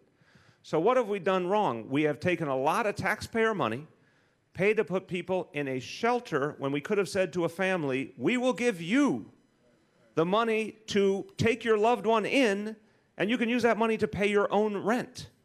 And so you not only help your loved one, but you ease your own economic burden in the process. That was not attempted on any major scale before. We created an initiative, Commissioner Banks and his team, called Home for the Holidays. And a lot of people took us up on it and found that it made a lot of sense. Now, I would like a family-based model to be a bigger part of the solution. But we should put our money where our mouth is. And we didn't figure that out till now, but we finally got it right. Thank you. Thank you. Can somebody get the young mother right in the back? Hi, my name's Anna Corrado. And first off, I just want to thank PS23 because my question is also about the homeless shelter. I am currently in a shelter with 2 kids. And I just want to thank PS23 for welcoming me in as a family, as I am from the Bronx. And they put me in Brooklyn where I have no family, no nothing. And I just want to thank PS23 for really being my family. My question, though, is I am in the shelter. My husband works, and I don't have no help, no case manager. I went and got a program, the LINK program, on my own, which no one takes the voucher. I have a voucher for $15.15, and there's no 2 bedrooms in that price. You pay like $4,000 for me to stay in the shelter, and you can't pay, and I can't find an apartment. So my question is, like, what is gonna happen in that case? What do I do? What can I do to get out of the shelter? Because I am in a 1-bedroom with 2 kids, my husband, and mice are running around. I have mice in my house. I'm clean. It's not my fault. And it's also people in my shelter that have been there 3 years, 4 years, and I don't want to get stuck like them. My husband works and I can't find nothing. Thank you. Anna, is it? Yes. Anna, thank you. First of all, let's give Anna a round of applause for speaking up.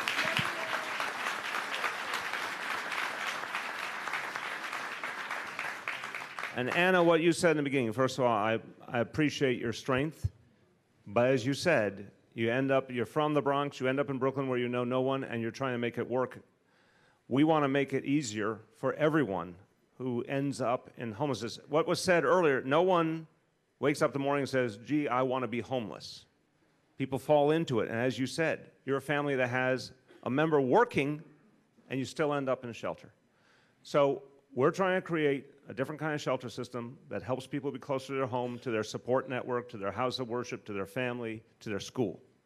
But we also, your other point you made is very important. First of all, for you personally, I want the commissioner to talk to you afterwards and see what we can do to assist you right away, because you deserve that help.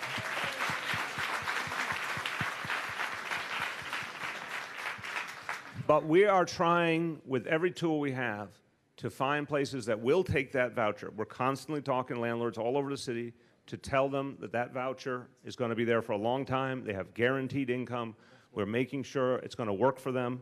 We're finding more and more landlords who are willing to take that voucher. And beyond what we can achieve with the voucher, we have other options as well for families.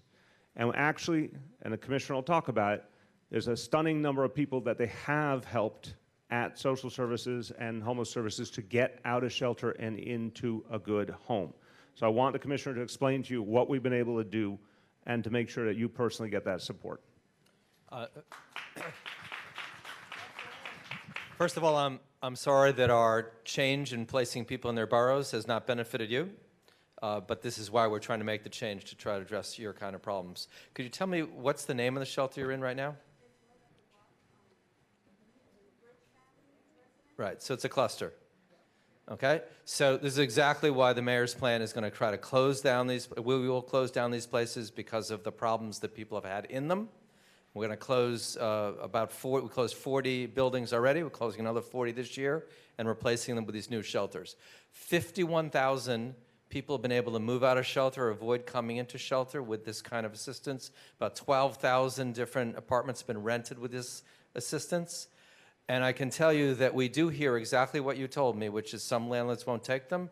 And I'm here to tell you and everyone else here that the City Human Rights Commission has brought legal action against landlords for refusing to take the vouchers.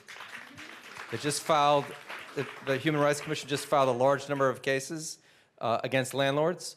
And the mayor has given us support at HRA to create a special unit to work with families like yours. And we're going to talk to you, and we're going to make sure that you can get out of the shelter and get a voucher and get a landlord to take it, even if we have to sue the landlord. And let me just add, Robert, real quick on that. That's an important point. And again, to make sure everyone has this information, we are familiar over the years with real estate listings that had those coded messages, no programs allowed, no Section 8 allowed. That is illegal now in New York City. And again, the penalty if someone is caught discriminating based on the fact that someone has a Section 8 voucher, if you are caught discriminating as a landlord, the penalty is not only we will penalize you financially, but you have to give the apartment to the person you discriminate against. So if anyone knows of that, if you know of any instance where someone is discriminated against, you can call 311 and report it, because then we can take, as the City of New York, we can take legal action against the landlord. So we need you to help us know which landlords need correcting. Thank you. Thank you, Mr. Mayor. Thank you, Mr. Banks. Ms. Jackson. Hi, my name is Martha Jackson, Ms. Jackson, from the Sumner Housing Resident Association. I have a question to the mayor. I admire what you said about giving the homeless a home, someplace to live. Never know one day when I might need your help. None of us know when we could be in the same position. But I have one problem in reference to 988 Myrtle Avenue, which is a shelter, but it's a shelter for all men, all mental men. They need a home. Everyone needs a home. But we are surrounded with shelters. And now we are, a couple of years now, we have had that men's shelter. And it's right across from where I live, which is Sumner Houses. In the wintertime, now it's cold. The home is Sumner Houses, where you can find them in the hallway, you can find them on the roof, or you can find them on the staircase. I mean, we have to walk out of a door. You can find them when you get maybe in the walkway, on the benches. Oh, I'm on that board, and I must say I feel sorry for them, but I also have danger feeling for our people that live in these developments. We are surrounded by Marcy, Tompkin, Roosevelt, Sumner. It's a little village there with public housing. These men are out there from 6 in the morning, because I question it. I'm on that board. They're out from 6 in the morning until 10 at night. So when are these people being supervised? We are surrounded with schools. Our children leave home to go to school at those hours. There are people there that has been attacked. I mean, there are people that are afraid to go to the bus stop because they're sitting there. I mean, we could come outside to go out of a building. They're there. We don't know them, but we do know that they are not our neighbors that live in the building where we live. What's going to be done for, not with these people, but for these people, at least recreation or something to get them from out of our building? And thanks to the officers who are there. Thank you. Thank you. So I appreciate very much everything you said, and I appreciated your point about recognizing all of us need to have that kind of empathy for our fellow human being. The couple of different things I want to say. People with mental health challenges, again, the society has approached this entirely the wrong way. A bunch of people were dumped out of institutions years ago. We treat our jail system as a mental health system too often. I'm going to address the different parts of your question, but I feel obliged to start by saying a lot of this never should have happened to begin with, and we're trying to change that. My wife, Charlene, is leading a mental health initiative for the city to get people mental health services when their problems first manifest, which is often when people are young. To date, before recent years, there was no place to turn if you knew someone had a mental health problem. Now, what my wife and her colleagues have created is a hotline that any New Yorker can use. It's 1-888-NYC-WELL. When you have anybody in your life with a mental health challenge, no matter how big or how small, they can get a trained counselor on the phone. They can get connected to a psychologist or counseling or whatever they need, and the support sticks with them, meaning that if you call that number, you get someone who helps to make sure you get the appointments you need on an ongoing basis. That's just to say the point about, I believe if that kind of thing had been there in the past, we would not have some of what you're addressing right now. I also think the point we're making about wanting people, regardless of their situation, they could be seniors, they could be working families, they could be people with mental health challenges, to the maximum extent possible, to end up in a shelter in their own neighborhood or in their own borough maximizes the chance that their family or their house of worship can help them to not lead an aimless life or a disconnected life, but to have some kind of support network that can help them, and that reduces some of the problems you described. But further, we have an obligation to you to fix what you're experiencing. And one of the ways we're going to do it, for years and years, a lot of shelters were not maintained properly, they weren't secure enough, and the truth is, we have the best security professionals in the world, NYPD, but NYPD until recently did not have an involvement in our shelter system. We changed that under Commissioner Bratton and now continuing under Commissioner O'Neill. NYPD is now in charge and supervising the security at all shelters. So if you have, and that is a big step forward for every community, if you have a persistent problem, I'm going to ask Chief and whoever you would designate to come forward to talk about this particular condition across from Sumner Houses. That is now something that NYPD can play a bigger role in addressing. And then finally, and maybe Steve Banks would have something to say about this, to provide folks who have challenges with productive things that they can do during the day, which again, the system was not built that way. Part of why everyone is frustrated for very good reason is the shelter system was created with the wrong set of ideas, and it was approached the wrong way, and that's why we all saw bad results. You know, the famous definition of insanity, doing the same thing over and over and expecting a different result? It was not built right. But now, because NYPD is deeply involved in providing security, because we're creating a mental health system, because we're going to have training and opportunities in shelters, we have an opportunity to do something very different. So first, Chief, who should speak to the conditions in that area? I'm going to have Captain Minch, the commanding officer of 79th Precinct, and Captain Dooley, come then, the commanding officer. Why don't you go on over there PSA and talk 3. about what you can do to address the condition that we heard. Come on over. Good evening. I'm now the commanding officer of the 79th Precinct, so that I do cover 988 Myrtle. I'm also the former commanding officer of PSA 3, so I'm very familiar with your complaint about Sumner. We work hand in hand with the DHS police, who are... I'm sorry? Yeah, yes. So we work hand in hand with the DHS police and the 988 Myrtle.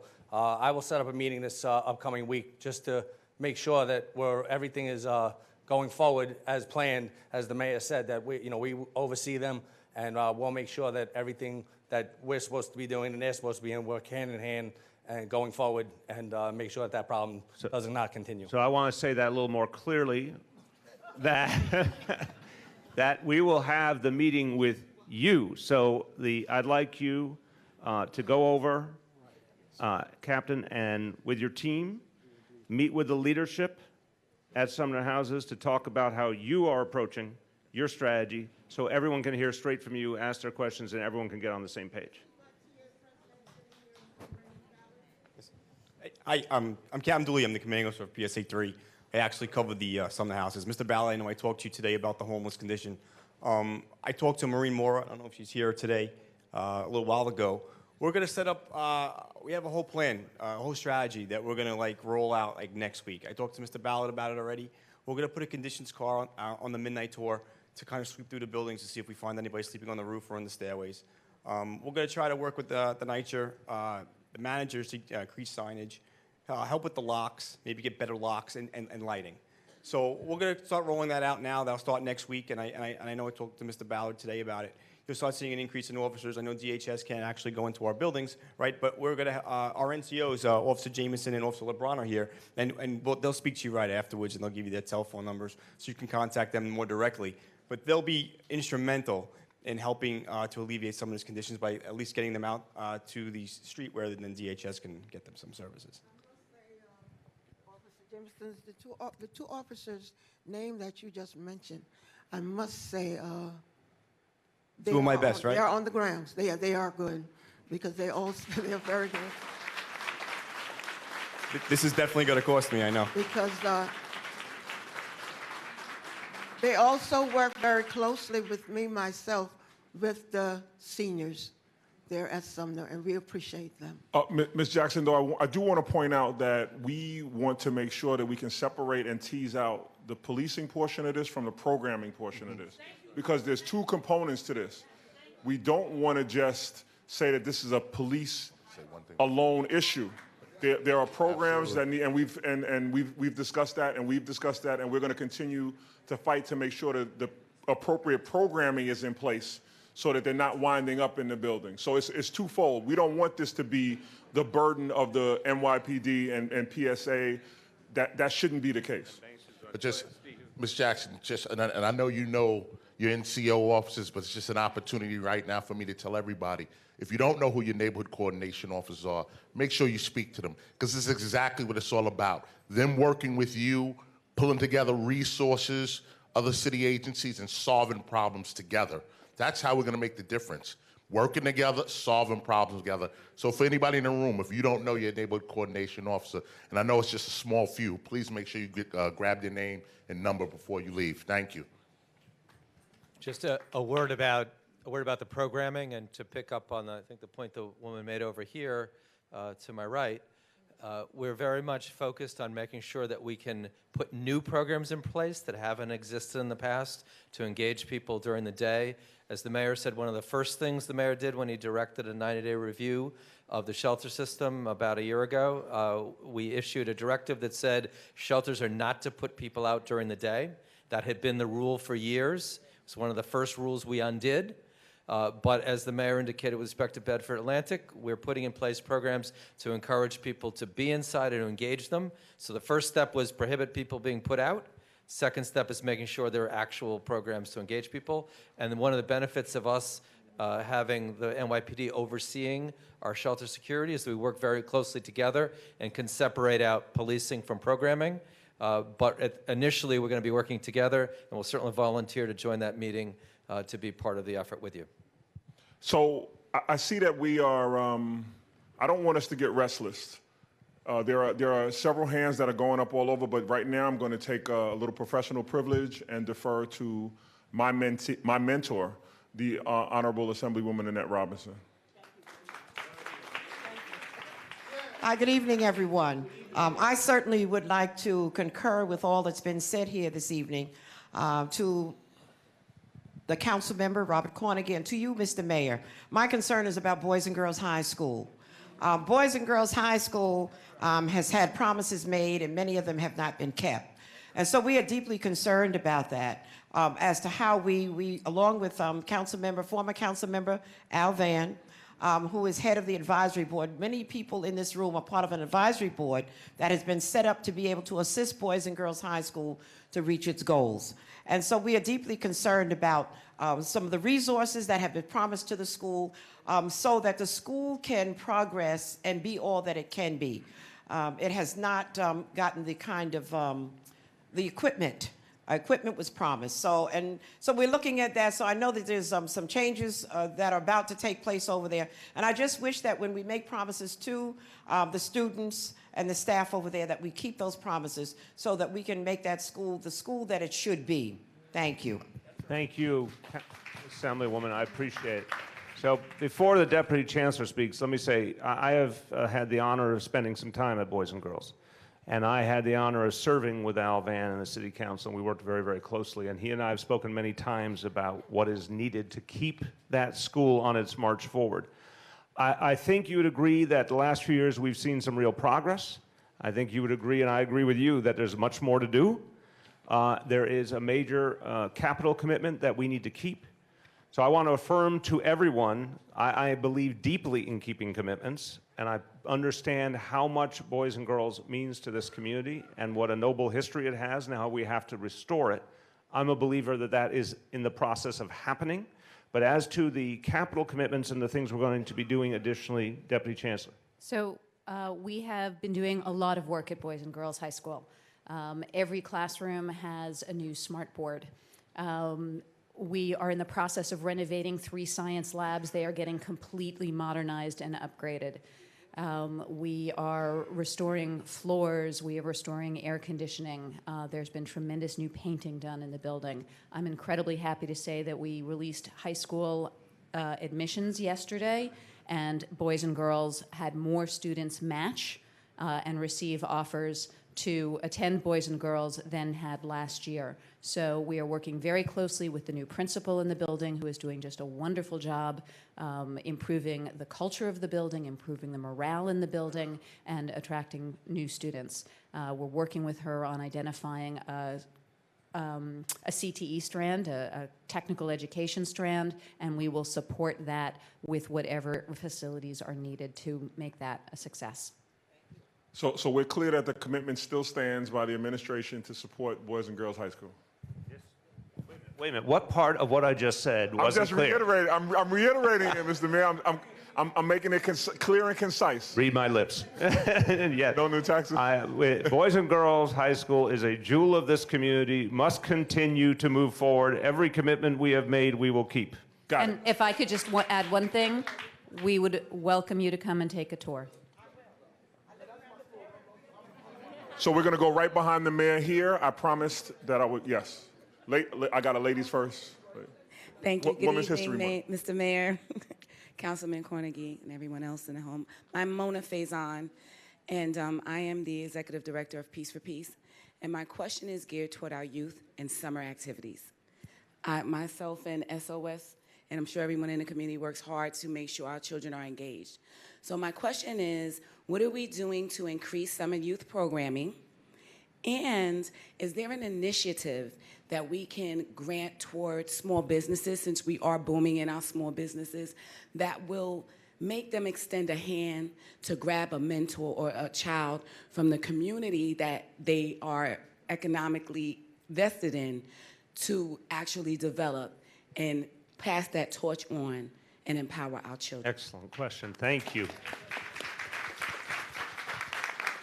Thank you very much. The answer is yes. City Council has been very focused on adding youth opportunities in the summer. And then the Mayor's Fund, which is chaired by my wife, has been focused on mentorship and also on internship opportunities. And the goal is to increase all of the above. And we have found there's a lot of opportunity to do so, and we put a lot of funding into it. So on summer jobs alone, that number has basically doubled in the last 4 years. In the preliminary budget we issued back in February or January, we put a goal of 65,000 summer jobs for this summer. Now, you hit upon a crucial point. Historically, a lot of the jobs were in public sector and nonprofit. There is no reason they can't be in small businesses as well. One of the challenges has been getting small businesses willing to come forward, because obviously we provide a substantial amount of funding, but there has to be a willingness. You have to train a young person, you have to acclimate them. You need community-minded small businesses who see it as a positive thing to do, and developing the community, developing leadership, developing the workforce of the future. So we have resources. If you can help us find, and our Small Business Services Department will do this as well, help us find small businesses that want to participate, because the resources are there. Excellent, thank you. Yes, right here in the front. Good evening, my name is Nicholas Tishuk. I'm the Executive Director of Bedside and Beginnings Charter School here in Brooklyn, a couple blocks away. We serve over 600 families in the neighborhood. I've been an educator in New York City, both in the Department of Ed and charter schools, for 15 years. And one thing that's really become prevalent over the years is food insecurity. We've seen a lot of families coming to school, children come to school who don't eat on a regular basis. And when you look at the New York City public school education Department of Education, charter schools, everywhere, we're one of the few places you can actually get a good meal, breakfast and lunch. There's a program that you guys did in the City Council that you supported for middle schools that said middle schools could get universal free lunch, but it was limited only to freestanding middle schools. So you had students who were in one building with middle school grades 6 through 8 who got free lunch, regardless of their status, and then next door, because at elementary or high school, they didn't get that. We're one of those schools. We're a K through 8. We saw that as a crisis, so we actually did universal free lunch this year on our own, and we have that flexibility through our model as a charter school. I want to know what we can do, or what you can do, or what the City Council can do to make this program universal across the city. I think it can really change lives, and it fits in with these issues of homelessness as well. Absolutely. Thank you very much. Look, we have started, and obviously this was a major priority for the City Council as well. We focused on the middle school level, as you said. I will be honest with you, the results have been somewhat mixed, and I want to be very straightforward because we're trying to sort out why. Now, I have my own suspicions because I still have a teenager in my household, and one issue is the availability of food for free, and another issue is food that kids actually want to eat. You know, this is something we have to sort out. At the lunch, for the lunch initiative, we've gotten mixed results. We're going to go back to the council, talk it through, and see where we can go going forward. But here's the contrast, the breakfast initiative. So in all the elementary schools, we've been providing not only free breakfast before the bell, but now free breakfast in the first classroom period. That didn't used to happen in the past. Now that we've done it, we've seen a lot more kids who are getting a breakfast because they show up, of course, right before class begins, and they're actually getting a chance to eat during the first instruction period. That's been a huge success. So we have to figure out why what we're doing is working really well at breakfast but not working so well at lunch. That is both a funding issue, but it's also a quality issue. It's other things we have to factor in. Your point is very well taken. You know, whatever that pathway is, we're very committed to putting more into making sure kids get the nutrition they need. But I want to be real with you. This is a case where we have not cracked the code and figured out the right way to do it yet. We are happy to accept your help, and I'm going to ask Elizabeth to follow up, please. Let's find out what they know. Thank you. Richard Flateau. Good evening, Mr. Mayor, and thank you, Councilmember Cornegie and the Mayor for putting this town hall meeting together. My name is Richard Flateau. I'm the chair of Community Board 3, and I'm also a small business owner. So the city has about an $82 billion budget, and blacks and Hispanics make up over 50% of the population in New York City, and yet less than 5% of city contracts go to MWBEs. So can you talk to what the city's doing to try to make a more equitable city in terms of contracts going to MWBEs? I'm going to start, and our Small Business Services Commissioner, Greg Bishop, will join in. Look, I want to be, this is time for what the youth call real talk. Okay. I participated in an initiative to address opportunities for women and people of color that was trying to throw open the doors of government and provide a substantial amount of contracting.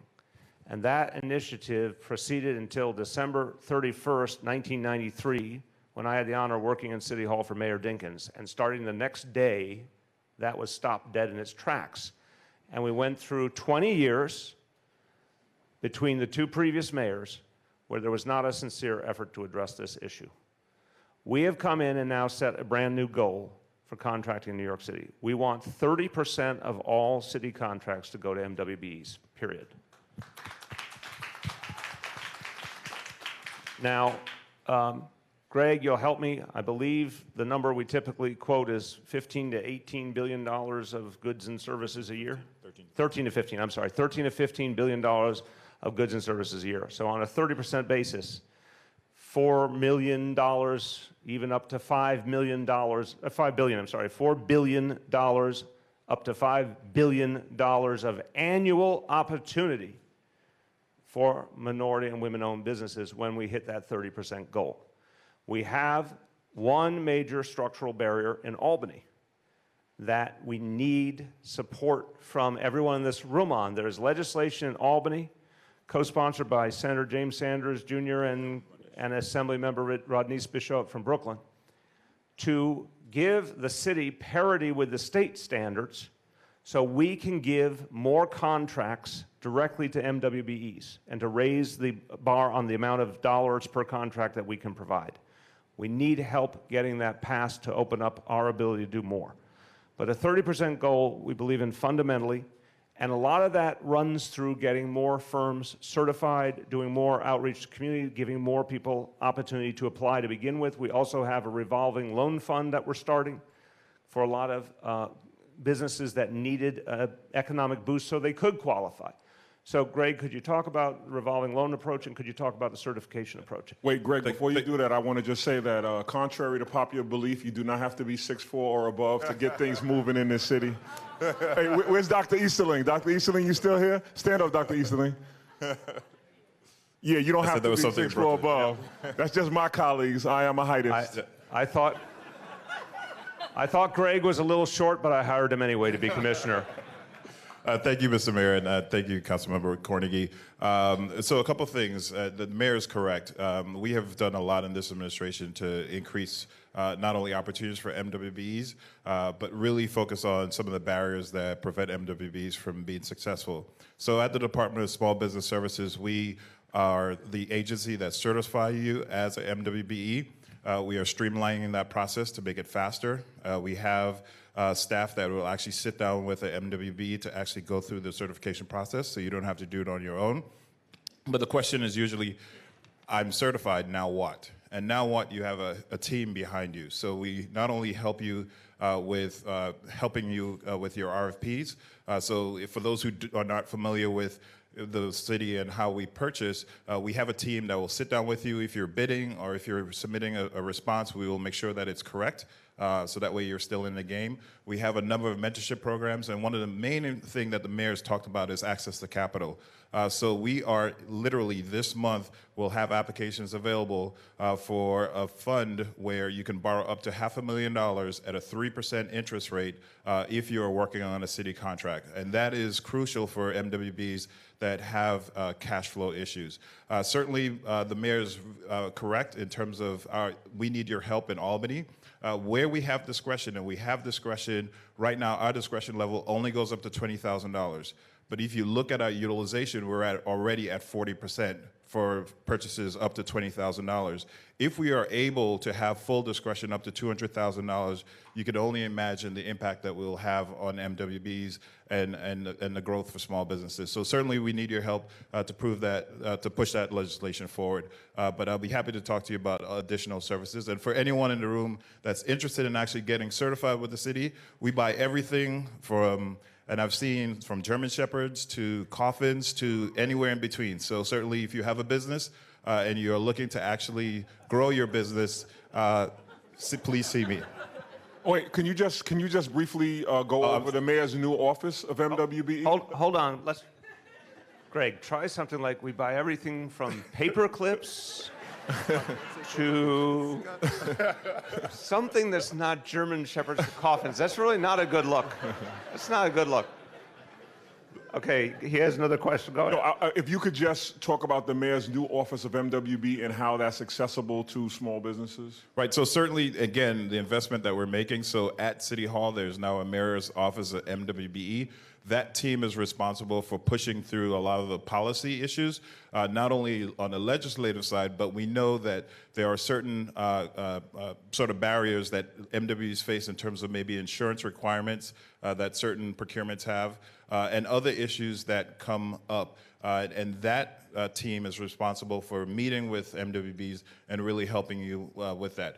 At SBS, we will help you with your business development and really pinpoint the agencies that's really buying the goods and services that you are providing. So we are certainly here to help, and you know, I'll be here after.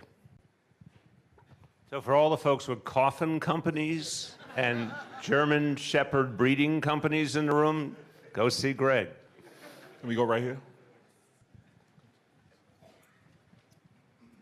Hi, my name is Constina. First of all, thank you, Mr. Mayor, for coming out and speaking to us in the community. I know I've been eagerly awaiting to have this panel or this town hall meeting. I just wanted to mention to you that I'm part of a neighborhood association that was developed in response to some construction that has been going on in our neighborhood. It's particularly 16-20 Halsey Street. It's actually adjacent to a landmark block. And my question to you is that, well, first there are some issues that I wanted to highlight. There's some issues that about phone lines that were addressed, vibrations that have been happening next to these homes, and a lot of the homeowners at this point, both new and old timers, I like to say old timers because they've been here for generations, have been complaining about what's going to happen to their homes when these developers leave. The thing is that I know that there's a 1088 technical report that is a law.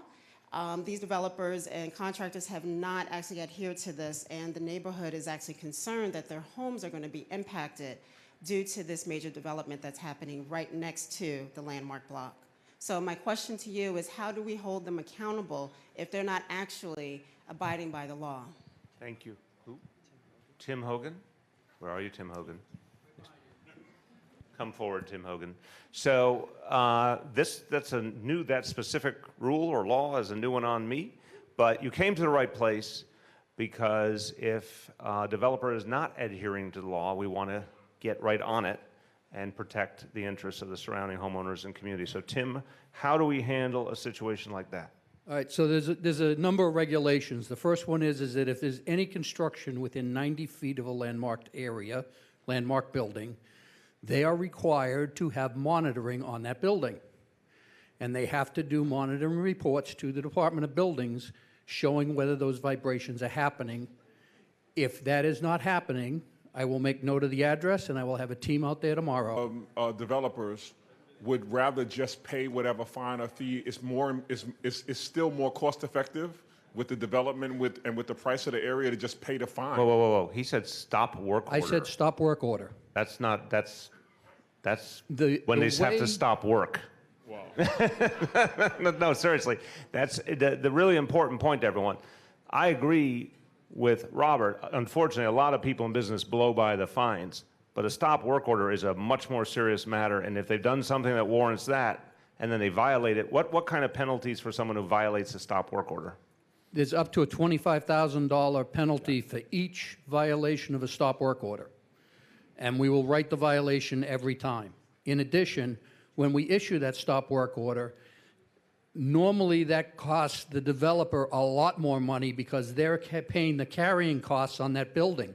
So whether they pay off that fine that's required, the fact that we've stopped them from handling it is costing them out of their pocket money that's going to the banks for their financing, money that's going to the contractors that have been hired or on a contract. So we find that's a very effective tool that gets contractors back on board with what needs to be done. We are very, very seriously looking at all the issues related to construction in all of Brooklyn, and especially in North Brooklyn, because there's been so much activity lately. And we've been trying to put teams out proactively to go to some of these sites and to start looking at what they're doing to make sure that the community is safe and that they're not putting any of the buildings in danger that surround them. Okay. Good. Thank you. Thank you. So I wanted one more quick housekeeping item before we go to Rocky. The mayor had committed to giving us a solid 9:15, 9:20, and we are coming close to that hour. I'd like to again mention, to be succinct, I want to make sure that the mayor understands when he comes here, we can ask our questions, we can get a whole full round of questions, and don't keep him here all night, even though he committed to doing that. He's been gracious with his time. He has a whole entire city to run. We can stretch for a while, though. We can stretch for a while. I'm in.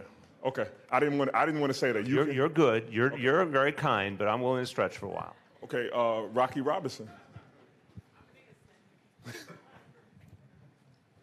First of all, I'd like to thank the mayor, Carnegie, and my idol, Annette Robinson.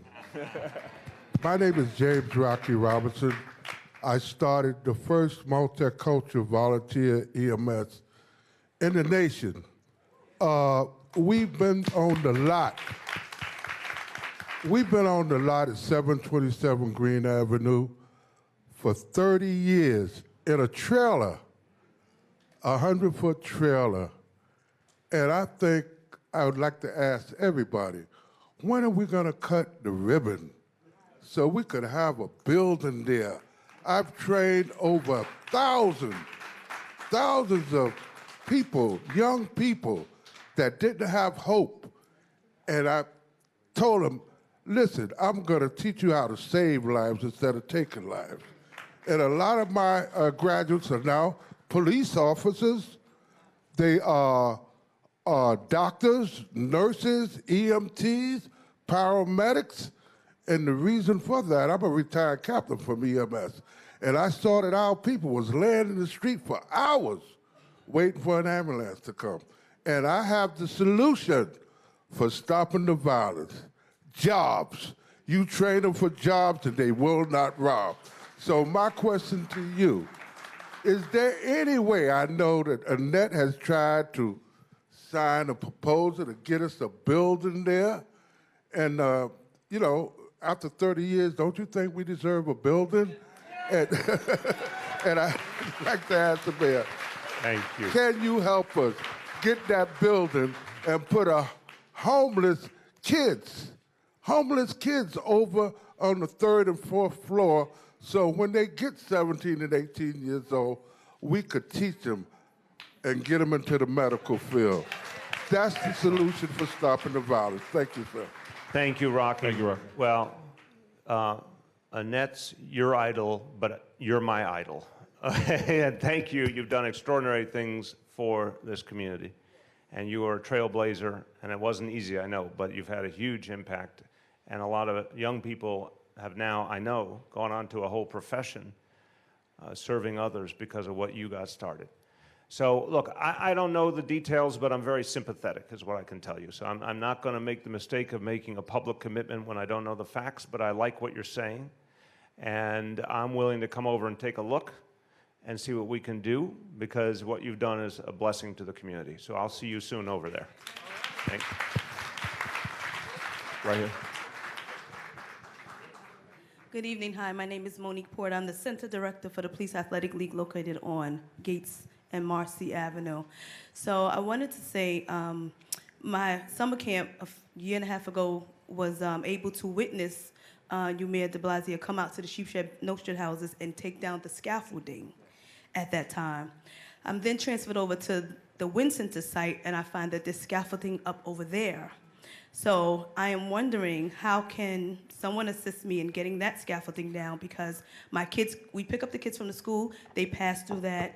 It's a hiding place for a lot of the criminals. They just hang out there. It's very dark when the parents leave with their kids at night, going back that way. So it's very dangerous. And I come to work every day, and I don't see any work going on there. For whatever the reason, the scaffolding is there, and then NYCHA has no money for that, but I have no AC in my building as well, and my kids were hot last summer, so I'm just trying to get somebody to help me figure all that out. A very fair question. Come on over, Michael. So let me just tell you the quick background, then Michael Kelly, the general manager of the Housing Authority. And again, this is the man who runs the entire Housing Authority, the general manager, so this is a man with a very big job. The fact is, when we took office, this was one of the biggest shocks. I had to learn a whole lot of new stuff. And one day, we were talking about the scaffolding at a development that had a lot of crime. And I happened to be talking to some of the police leadership. And I said, how do you feel about the scaffolding? And they said, it's a huge problem for us. They said, it's not fair to the community. No one likes it. It makes the whole place feel uncomfortable. But I said, from a policing point of view, you can't see what's going on. And it's too easy for folks who mean to do harm to, use the scaffolding as a place to hide. So, this is something that I had not realized how bad the problem was. And then it turned out that there was scaffolding all over public housing that was just sitting there for no apparent reason. So now so far since we started, how many miles of scaffolding? 5 miles, something like that. So we've taken out miles and miles. He's going to get the exact number. Miles and miles, literally miles of scaffolding has been removed from the Public Housing Authority. Now, sometimes it sits there and you say, why is it sitting there? Right? As New Yorkers, we look at things that seem to be stuck for long periods of time, we ask that question. What I want Michael to explain to you is, one, what we're trying to do to expedite the removal of scaffolding when we can, and then two, the challenge we have when we think there's a fear of bricks coming down, because then that's a public safety. So it's two different concepts. Sometimes it's there just for a defensive purpose, sometimes it's there as part of construction and should be moved quickly. So describe how you're approaching it. I need to find out specifically what's going on in the building, but as the mayor is describing, what we used to do was just leave the scaffolding up until an entire job was complete. Now, as they complete a certain section, the scaffolding is coming down. So it's no longer just waiting for the entire job to be done to take the scaffolding down. Cameras and other and lighting and other things that we put into to make the space more defensible have been obstructed by a lot of the Put the microphone closer. Have been obstructed, and what we've been doing is now working to relocate those cameras and to put additional lighting in so it could be a little bit safer. We really need again to see where we are with the process with your particular project, but it could be a brick, as the mayor was saying, it could be something that's part of a larger roofing job, or it could be something that we're responding to a building violation that we have a priority to, and the mayor has put in literally millions of dollars for us to expedite that. But we can give you a date by which it'll be gone. Yeah. So tell us again, which development? Which development? Louis Armstrong. Okay. So what the general manager will do is we'll make sure to get your contact info and get you a date by which we expect that to come down. Excellent. Okay, well, we're going to get you a new date by which it comes down. Thank you. And I'll see you right afterwards about your... So we're going to go back on this side. I'll come back there, but we're going to go back over here, Mike.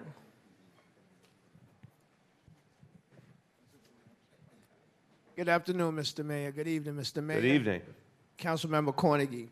I'm an independent community-based organization, and I know that you have Cure Violence. How do a person like myself get a sit-down with you to talk about some of the things that I'm doing? Because like I said, I'm not a part of Cure Violence, but I do a lot of different things in the community, work with a lot of different elected officials to do my Safe Summer program, so that's what I wanted to know. Well, I appreciate it, and I will say this. Given my responsibilities, my schedule, I would be insincere if I said it's easy to get a sit-down meeting with me. But you can have a stand-up meeting with me right now and tell me something about what you're looking to achieve and how the city can help you. So it's like speed dating. Go ahead. Well, how the city can help me is that one of the things that I was happy that came back is that, you know, when I was a kid, you knew who Officer Joe was. He knew who your whole family was. So there needs to be more interaction between the community and the police officers. One of the things that I want to say, and a lot of people, when I say this, they look at me like I'm crazy, is that I got into this line of work because in 2005, my oldest son was killed by a New York City police officer. And I wanted to do something different. I wanted people to look at me as a father that cared and wanted to bring about change. So I do things in the community. I have a program where we take kids to go meet the New York Giants football players. We do a back-to-school event at the Barclays Center every year. I take hundreds of kids every month to the Barclays Center for basketball games. But I can't do it alone. Like I said, I'm an independent community-based organization. Nobody don't give me money. I don't ask nobody for nothing. I get out here, partner with businesses that are in the community, but I lost a lot of funding because of the neighborhood being changed around. The businesses that were there supporting me are closed and gone. Okay. No, I appreciate that very much. First of all, thank you for all you have done for the young people of the community. And as a father, I just want to say I'm so sorry for what you've lost and who you've lost and what it means in your life. I know what a pain that you carry with you, but you've turned that pain into something positive for other young people. So I admire that greatly. In terms of, look, anybody who is supporting young people, we talked earlier about the summer jobs and the things we can do to try and connect the funding we have to nonprofit organizations, businesses, and all want to do summer jobs. We talked about mentorship, internship. We talked about Cure Violence and how we're trying to build that. And I wanted Eric Cumberbatch to join me, who is running, we have a brand new office to prevent gun violence. This is something we have initiated. that a number of council members strongly worked for. It's a brand new part of city government. And among other key things, this office is working with the Cure Violence movement and other grassroots people and organizations to address gun violence, not just through our men and women in uniform, but with community solutions. So Eric has just started this year in this new role. I'd like him just to speak both to you and to everyone to explain what he's doing and how, if people want to bring their own capacity to it, how they can work with your office. So first of all, thank you for sharing. Sorry for your loss. Office to Prevent Gun Violence really focuses on 3 major bucket areas. One around coordination. There's a lot of anti-gun violence initiatives that are taking off across the city, but we're the switching station that brings all of them together. We're the office that's really leading the charge of linking PD with community members so that the relationships between young people, those people that are most likely to be stopped on a day-to-day basis or have an interaction with police is a positive one. Amplification of community voice, very important to us. We want to make sure that everyone has a solution and a strategy that they can build in their own communities. We don't believe in piloting into a community, helicoptering above, and throwing down resources or saying, dictating to you, this is what you should be doing. Instead, we want to invest and empower people in community to be the sustainable change from within. And the last bucket area is really around technology. We feel like we can do things in a smarter fashion. One of the things that we're doing in a smarter fashion is the Safe in the City grant. So what you would see at the beginning of the fiscal year 18, July 1st, come out, is a small grant opportunity that would be for individuals just like yourself. I want to be involved in promoting public safety in my community. How can someone empower me? How can someone support me? So that grant will come online at the beginning of the fiscal year. My staff, they're strategically right behind you, so they'll link with you. But it's something that we want to do with everyone in the room. So ideas, thoughts, things that you have that are really granular and special and unique to your community, we want to invest in you. You're the people that we want to invest in. And I also want to take the time to describe what we're doing with some of the advocates that are in the room. So we operate a very robust system with a lot of agency partners that are in the room called the Crisis Management System. And within that system, in Bed-Stuy and in Crown Heights, we're operating the Cure Violence model, which is really intervention, prevention, work, mediation, conflict de-escalation, but ultimately changing behaviors. We heard from the new DA about the guns that were en route to New York City.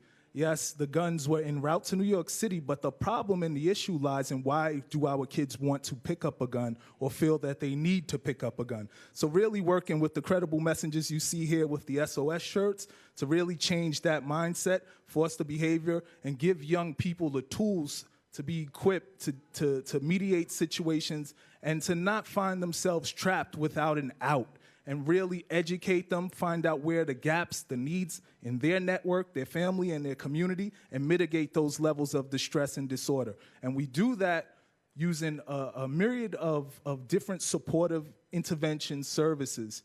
We offer job training to young people across Bed-Stuy and Crown Heights. Free of charge, we bring young people in, give them the soft skills training so that they can be employable. We have actual job set-asides where we hire young people that are most likely to shoot or be shot in the community. We hire upwards of 20 young people in Bed-Stuy, 20 in Crown Heights. We work with those young people on behavior change. We expose them to what they can be, and we put them on the trajectory and path to success.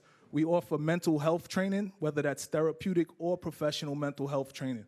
A lot of our young people are harnessed or holding trauma. And when there's no resolution or no outlet for that trauma, we know that hurt people are most likely going to hurt someone else. So we want to be able to get to that population, really work with them.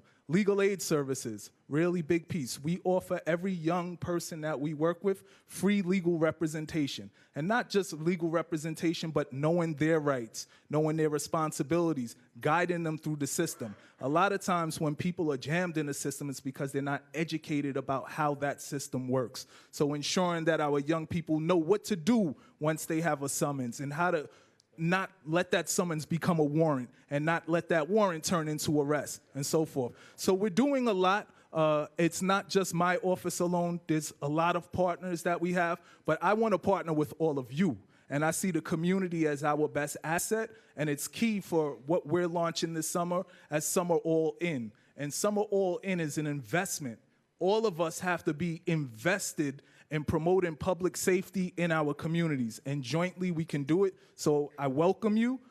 You can definitely have a sit down with me, maybe not the mayor all the time, but you could definitely sit with me and we can talk about how we can build. And for other people that want to be part of this network and also be part of that conversation, Jessica is right here in the back. You can just give her your contact info and I'll reach out to each and every one of you. Thank you. very much, Eric. So as you see, I have the benefit of being at City Hall and seeing the wealth of services that are both on the administration side, on the City Council side. So while I was very excited about the mayor coming today to be able to address some of your questions, I was even more excited about the idea that you'd actually get to hear what's happening and what I get so excited at when I go to work about. So I'm going to move. I see a young educator in the corner. I'm going to go there and I'll come right to you. Good evening to everyone in the gym tonight. Mayor, council member, I worked on both of your campaigns with no regrets. Thank you. It's good not to have regrets. Roz, I didn't know where you was going with that, Roz. So You know I love you, Rob. I'm a lifelong resident of Bed-Stuy, and I'm a teacher in the community, but tonight I'm coming to you as a homeowner. I've rented to a gentleman for over 12 years, and in the last few years, his health has progressively declined. He resides on the 3rd floor of my brownstone and has extreme difficulty climbing the stairs daily. We've looked for an affordable place for him to live on the ground level or a building with an elevator. We've been unsuccessful. Please help. Okay. Let me think, does he happen to be a senior citizen? Okay.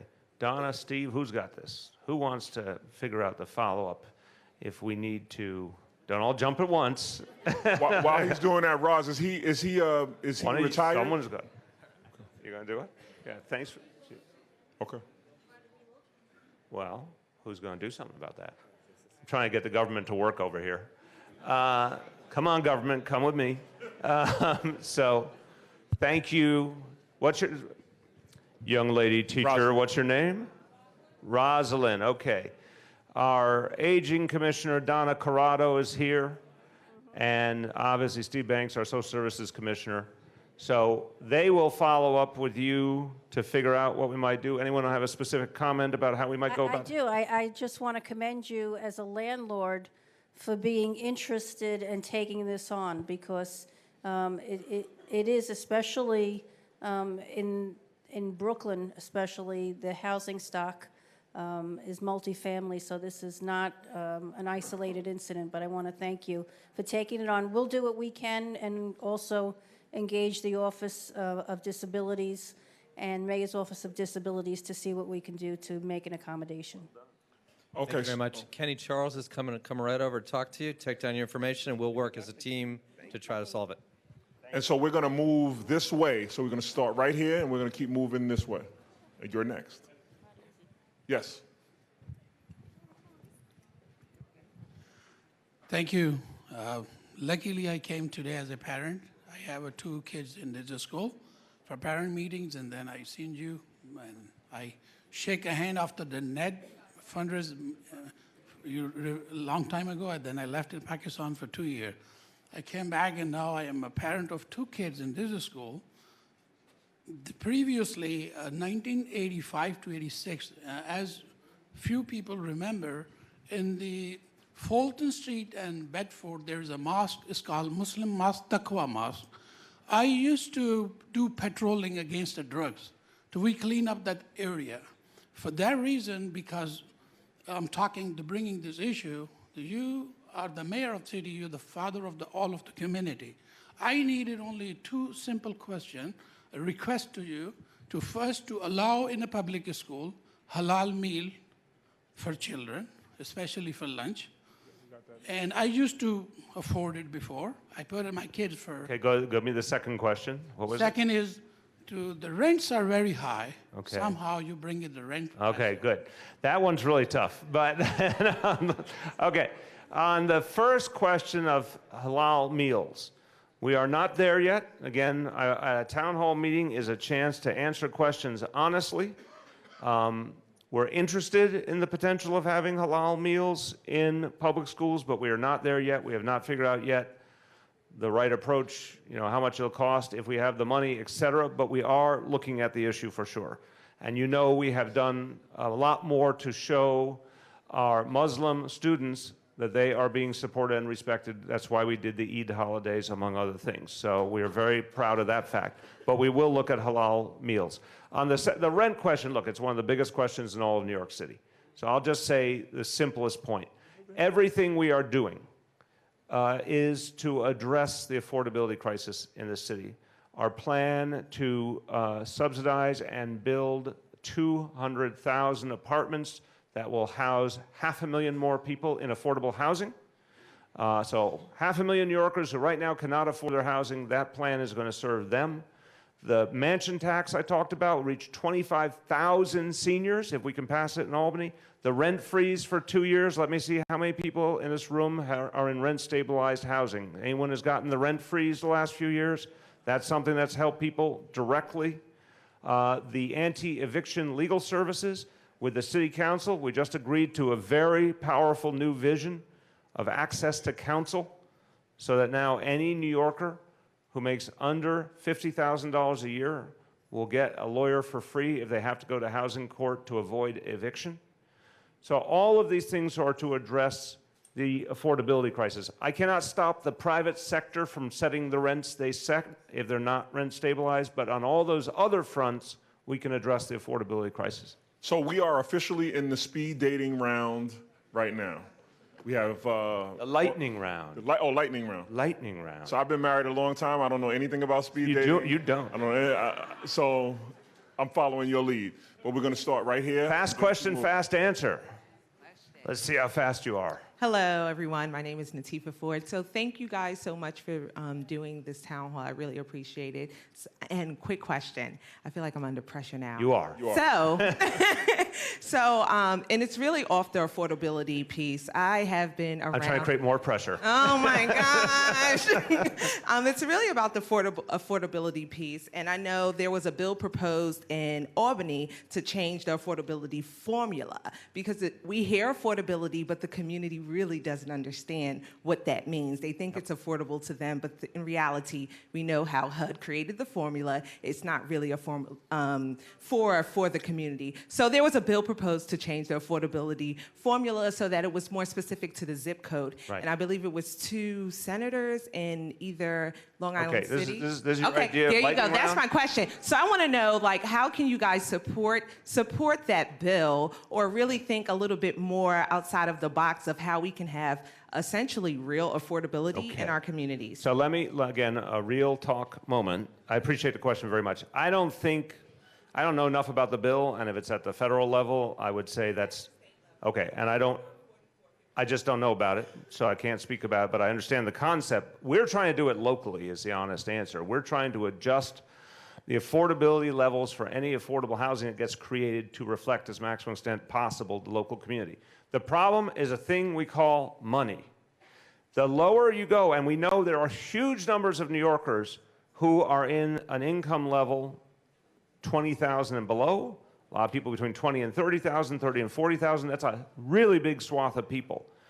A lot of our affordable housing plan will reach people in that income range, but not enough because there's so many people to serve. The entire affordable housing plan, we know, is not enough. There's so many more people who need affordable housing, even beyond the 500,000 we're going to serve. But we are trying to drive down the income levels needed. But literally, because most people understand it, why would you? None of us are experts in affordable housing. Every dollar you go down the income scale takes more public money to support because you're subsidizing a rent level. No, wait a minute. What you? It is true.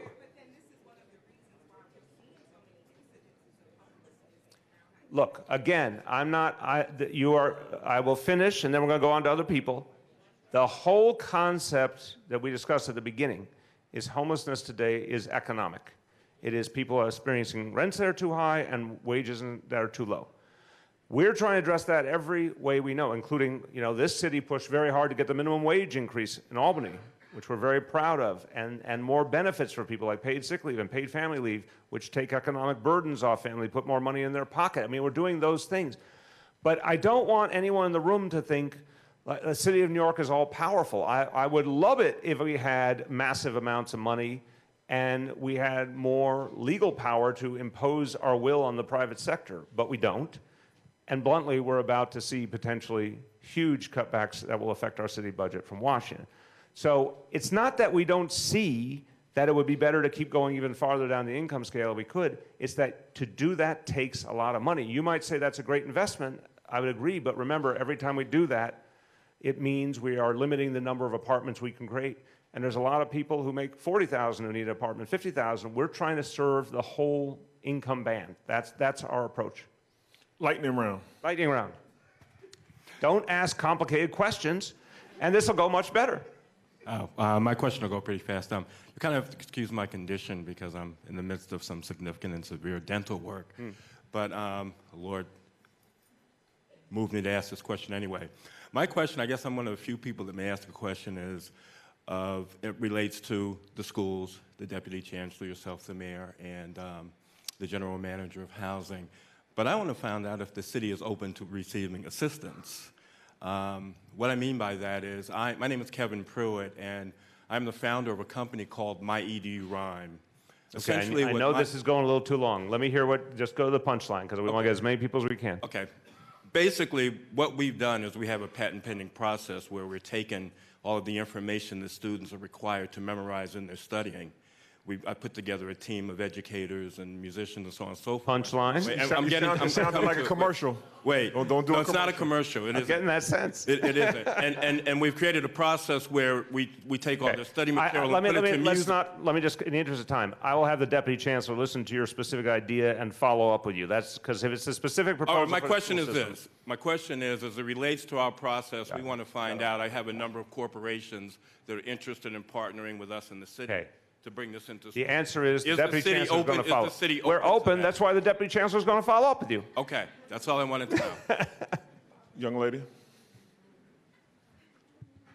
Thank you, and I'd like to thank you for coming to our community.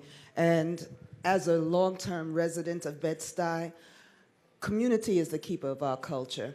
And as African diaspora people, our community is our most important heirloom. To make it short, there was a time where we were able to purchase homes that needed to be rehabilitated. We can no longer do that. We have to get homes from development corporations that at market price that we can't afford. We have lots of buildings that are going up in our community. Some of them have affordable housing, but affordable is not affordable to us. We are being displaced. We're being told, well, go to Canarsie, go to East New York. We've been here since Bed-Stuy was created. We founded Bed-Stuy, and we don't want to go anyplace else. What kind of policies are you brainstorming that will help us and stem the tide of our displacement out of our community? I appreciate that very much. Okay, I'm going to try and do the short version. Robert, why is it at 10 p.m. people come up with the big existential philosophical questions? But I'm going to do my best. I'm going to tell you, we're going to close out on Mr. Ballard because you just said that very last thing. So yeah, let me try this. Because this really gets to the heart of the matter of what's going on in New York City right now. My fundamental belief is that the city for generations was open in the sense of it was generally affordable. There was economic opportunity for people of all different skill levels. There was a city of people who've been here a long time and immigrants and everyone together. That started to change in an unprecedented way in the last 15 or 20 years. And you have to understand how much, you know it from your own life and your community perspective, but I'm saying from the perspective of government and public policy, there was no precedent for this to have an affordability crisis of this scale because everyone saw it with their own eyes. For decades, a lot of people were leaving the city, businesses were not investing in the city, and then everything turned around in an extraordinary and unexpected fashion. As we got safer, people started wanting to come here from all over the country and all over the world. That pushed up the housing cost levels. So government was not responding in real time, and I bluntly believe we lost 10 or 15 years when we could have been protecting people against displacement a lot more. What we're trying to do now is, the way I look at it, we have 400,000 people who are protected because they live in the housing authority. That's one piece of the equation. We have almost 2.5 million people who are protected because they're in rent-stabilized housing, and our job is to make sure that their rent levels are fair, which is why we had a rent freeze for 2 years. We have tens of thousands of people who have faced eviction illegally and unfairly, who are now going to have legal representation to stop evictions. We began that process in the last few years, and we saw immediately a 25% decline in evictions. So each one of these pieces is a tool, in addition to what I mentioned earlier, an affordable housing plan to subsidize 120,000 people to stay in their apartments, to build 80,000 more affordable housing for another 80,000 people, and then the mansion tax for 25,000 seniors to get affordable housing. We're trying to do all of that simultaneously to protect the character of New York City. That reaches, when you add all of that up, that reaches between 3 million and 3.5 million people out of a city of 8.5 million. To me, that is the best effort we have to protect the nature of this city.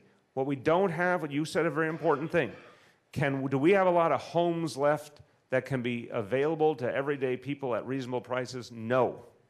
Anyone who'll come up here and tell you got lots of that is lying to you. We don't. There used to be, the reason that there used to be that opportunity you described was because there were lots of homes and lots of lots that had lost value and people didn't want, and we were able to do something to get them to everyday people. But that doesn't exist hardly at all anymore in New York City. So, you know, from my point of view, if someone owns a home in a community that's going through gentrification, unfortunately, I wish everyone would stay. I want to be very real. I wish everyone would stay, but people make an individual choice. Some people decide to cash out and leave. What we have to fight against is anything that forces people out. That's why we talked about the deed fraud earlier. We have to stop people from being defrauded. We have to stop speculators from taking advantage of people. We have to stop people from being told, if you take, you know, a pot of money right now, you will have this wonderful outcome. That's never true. People take buyouts and then end up in a much worse situation than if they had stayed put. So we're trying to get that word out. We're trying to do a lot of outreach to the community. We're trying to provide a lot of legal services to protect people's rights. But the fundamentals of the free enterprise system are working against us every single day because the values have gone sky high. So I wish I had a better, clearer answer in the sense of saying I have a magic wand, I can stop all this stuff, but I can't. There's some things that we have to recognize are economic reality. What I can do, working with the city council, is that whole list of things that I described to you, which if we keep doing them, and again, remember, if we're reaching 3 to 3.5 million people and keeping their housing affordable, we maintain this city as a place for everyone. It's not going to be exactly the same city, but we maintain it as a city with every kind of people in it. That's what I know we can do. So before I go to Mr. Ballard to close us out for the evening, I want to give a special shout out to the overflow room that we have. So we have a group of individuals in the overflow room. Thank you, overflow room. That's directly from your mayor. I heard him cheering out there. Devoted people in the overflow room, we appreciate you. Mr. Ballard.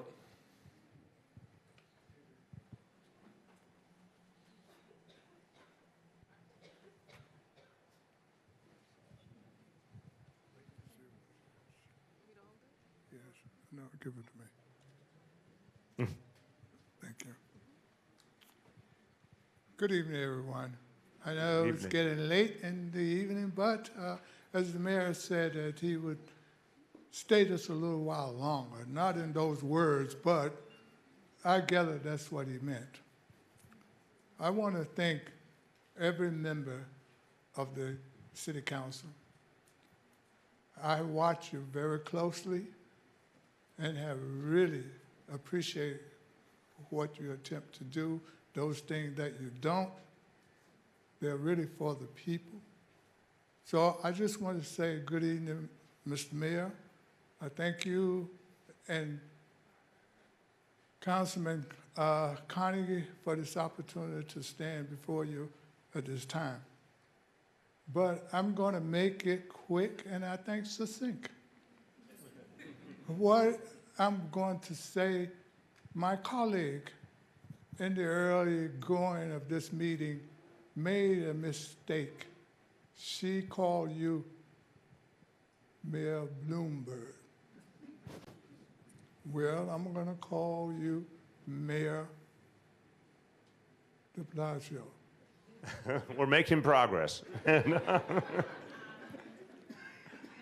Putting all jokes aside, I believe someone asked you early to come in our community and just do a tour. Because I think once you look at my concerns at the Sumner houses, where they say that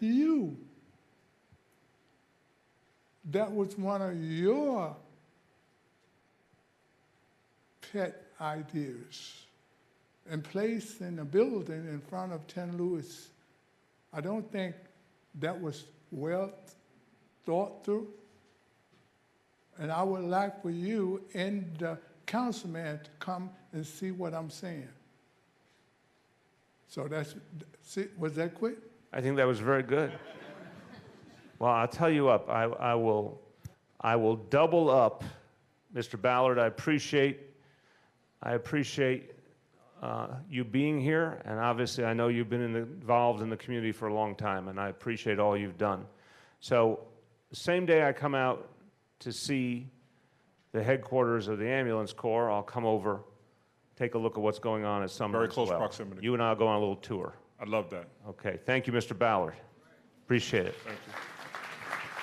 So I want to give a special thank you to everybody who came out tonight. I want to give a special thank you to our commissioners and staff who have to be back at work bright and early in the morning. I don't think that you get a late day tomorrow based on being here. I want to thank the NYPD and NYPD brass for coming out today. I felt much safer with you being here. And Mr. Mayor, you want to close out with any remarks? Thank you so much, Mayor de Blasio, for coming out to Bed-Stuy today.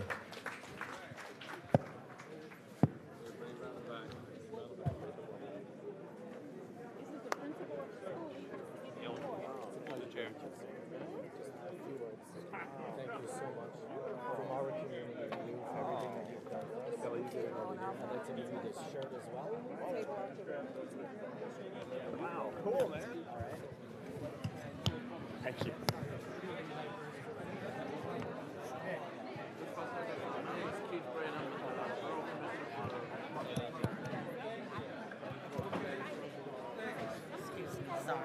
Anyway.